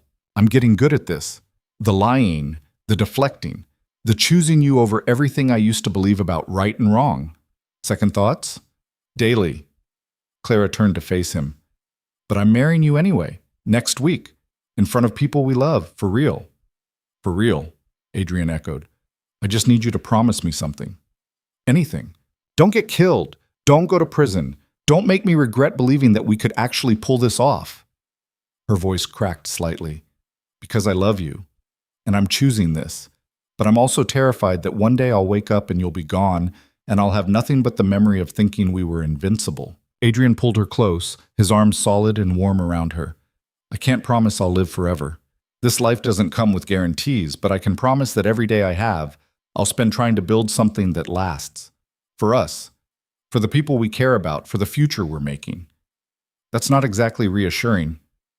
"It's honest. That's better." Clara buried her face in his chest and let herself believe him. The wedding was everything Clara hadn't known she wanted. Simple, intimate, real. Diane stood beside her as maid of honor, wearing a dress that didn't make her look like a bridesmaid so much as an actual human being. Emma was flower girl, scattering petals, with the seriousness of someone entrusted with a vital mission. Marco stood up for Adrian, looking uncomfortable in a tuxedo but managing not to scowl at the guests. The judge was efficient, reading the standard vows with enough gravitas to make them feel significant. When it came time for the personal vows, Adrian went first. Clara, you walked into my life by accident and stayed on purpose. You've survived every terrible thing I've thrown at you and somehow came out stronger. You make me want to be better than I am, even when I know I'll probably fail. I promise to protect you, to be honest with you, to love you even when it's inconvenient or dangerous or stupid. You're mine, and I'm yours, and everything else is just details. Clara's turn. She looked at this man who'd blackmailed her into his life and somehow earned her love anyway. Adrian, 6 months ago I called you baby by accident and you could have killed me. Instead, you changed my entire life. You paid for my niece's treatment, cleared my debts, gave me a future I never could have built alone. But more than that, you saw me, the real me, not the struggling law student or the desperate niece or the girl out of her depth. You saw someone worth investing in, worth protecting, worth loving. I promise to stand beside you, to be your partner, not your liability. To love you for exactly who you are, not who I wish you could be. We're terrible at conventional. Let's be excellent at this instead. The judge pronounced them married. Adrian kissed her like he'd been waiting his entire life for permission. Their handful of guests applauded, and Clara felt something settle into place, the sense that she'd finally arrived somewhere she was meant to be. The reception was small, dinner at the penthouse, just family and the handful of people who'd helped them survive the past 6 months. Luca gave a surprisingly emotional toast about loyalty and trust. Diane cried happy tears and told Adrian if he hurt her sister, she'd find a way to destroy him that the FBI hadn't thought of. Emma declared the cake was the best thing she'd ever eaten and asked if they could do this every week. Clara's bar results arrived 3 weeks later. She'd passed. Not just passed, scored in the top 10%. The letter came with an offer from a prestigious firm that Patricia had recommended her to, contingent on background checks that Clara knew would be interesting given her new last name. She showed Adrian the letter over breakfast. "You're taking it," he said immediately. "They'll run a background check, find out who I married, withdraw the offer. Then you'll find another firm. Or start your own practice. Or work for me. I could use a brilliant lawyer who actually understands criminal law from both sides." Clara considered it. That last option is basically asking for a conflict of interest investigation. Welcome to my world. Everything's a conflict of interest. We just manage it carefully. Is this really going to work? Me being a lawyer while married to you? People make stranger things work.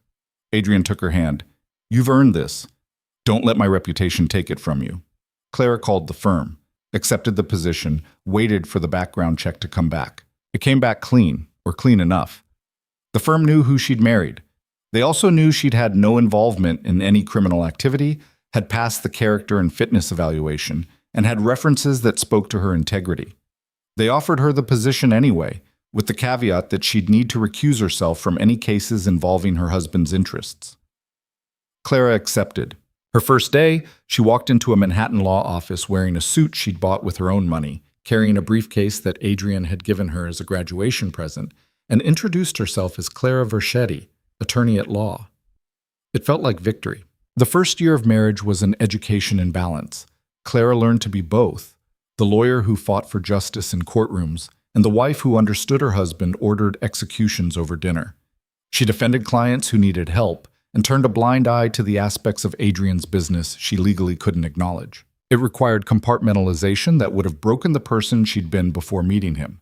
But Clara had changed, adapted, become someone capable of holding contradictions without fracturing. Emma went into full remission. Diane got remarried to the nice man she'd been dating. Clara won her first major case, a pro bono defense of a domestic violence survivor accused of murdering her abuser, and came home to find Adrian had bought out the restaurant where they'd had their first real conversation so they could celebrate privately. "You bought a restaurant," Clara said, still processing. "I bought you a Victory dinner location. There's a difference. Normal people just make reservations. Normal is boring. We established that on day one." They ate in the empty restaurant, just the two of them and a chef Adrian had hired for the night, And Clara realized she'd stopped waiting for the other shoe to drop. This was her life now. Complicated, dangerous, morally ambiguous, and somehow perfectly suited to who she'd become. The second year brought new challenges. A rival organization tried to move into Adrian's territory. Clara used her legal expertise to tie them up in zoning disputes and permit issues while Adrian handled the more direct approaches. They worked together, a partnership that functioned better than either of them alone. The FBI eventually gave up active investigation, though Morrison sent Clara a card on their wedding anniversary that just said, "Still time to change your mind." Clara sent back a card that said, "Happy and safe, but thanks for caring." Morrison didn't write again. Melissa finished law school and joined Clara's firm. She knew who Clara had married, everyone did, but she also knew Clara was still the same person underneath the designer clothes and penthouse address. They grabbed coffee between court appearances and complained about judges and difficult clients like normal lawyers, and it helped Clara remember she was still herself despite everything.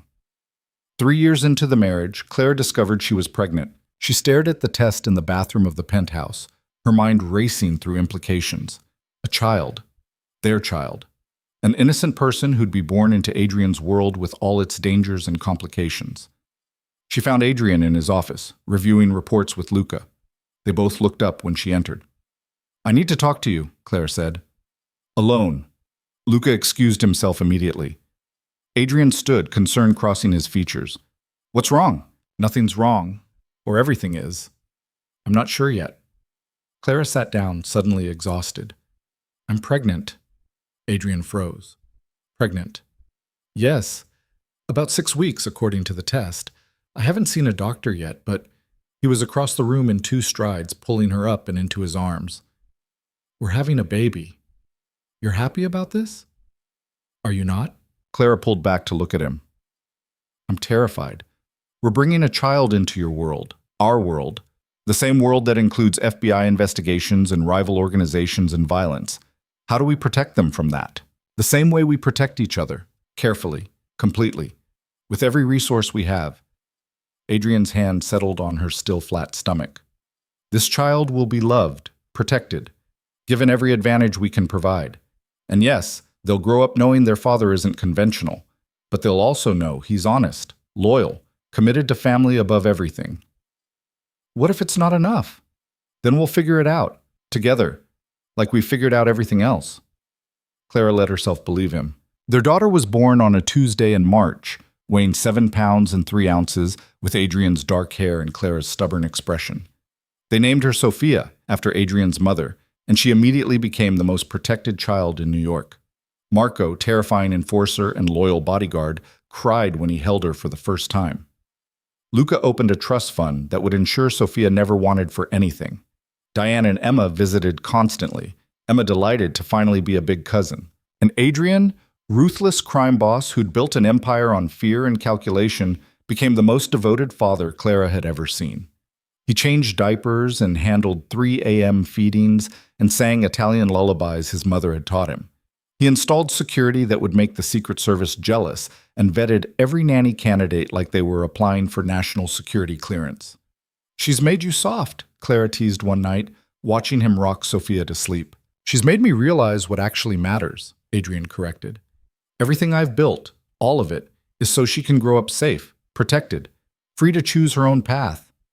Even if that path is becoming a kindergarten teacher in Iowa? Even then. Though I'd prefer she at least visit occasionally." Sophia grew, started walking, started talking. Her first word was Dada, which made Adrian insufferable for a week. Her second word was Marco, which made their head of security cry again. By the time she was 3, Sophia had the entire organization wrapped around her tiny finger. Hardened criminals brought her toys. Territory managers asked about her birthday preferences.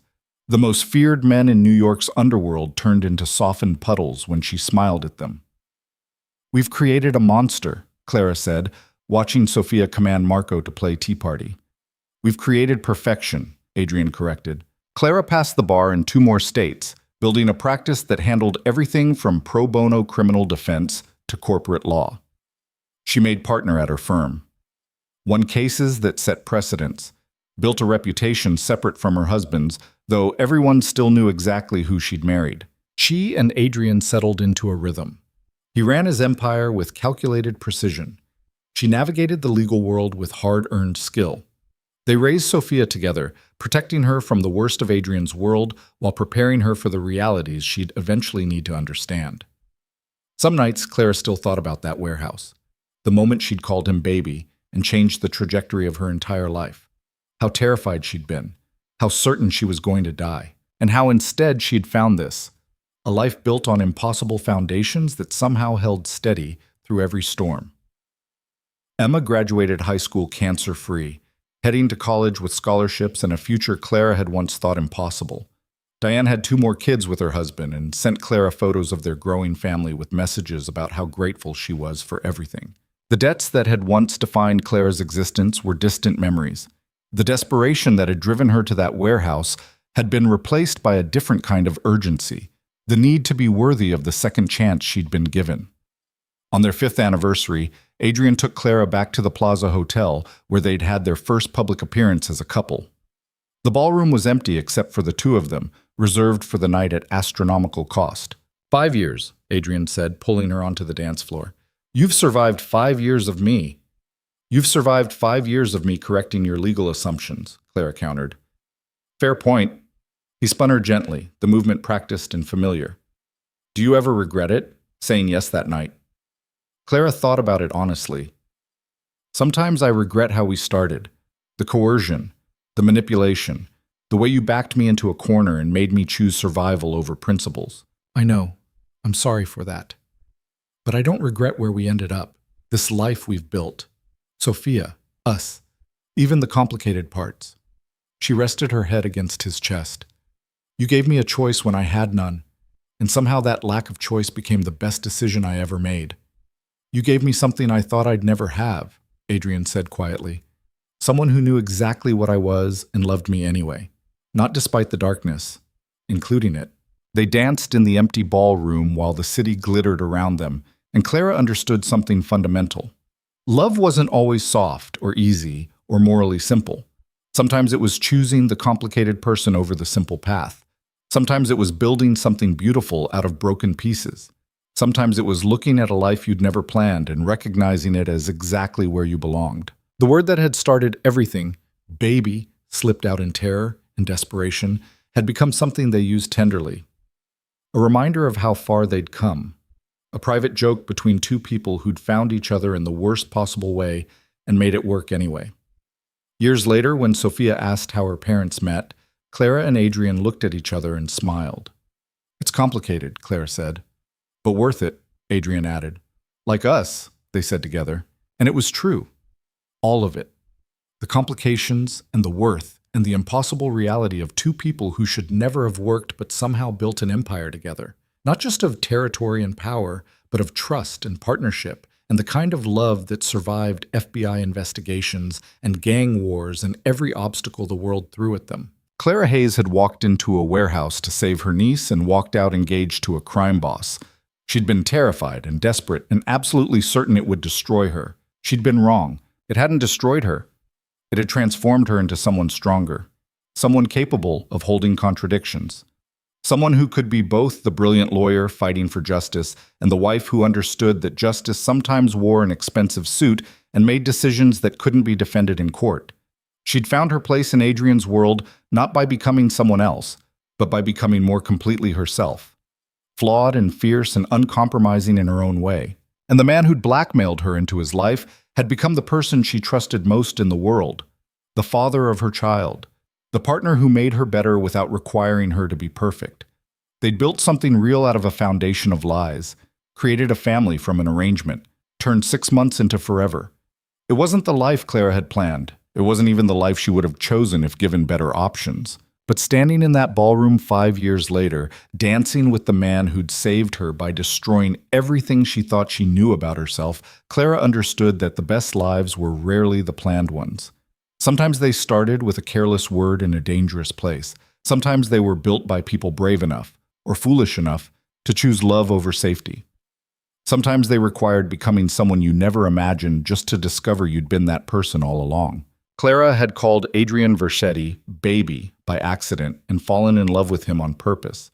And that choice, terrifying and reckless and completely imperfect, had given her everything that mattered: a family, a future, a partnership built on brutal honesty instead of pretty lies. And in the end, that was worth more than all the conventional happiness in the world. The word belonged only to him now, and she belonged to herself. And somehow, impossibly, both things were true at once. That was the real magic. Not the money or the power or the life she'd built, but the fact that she'd stayed herself while becoming his. And that made all the difference.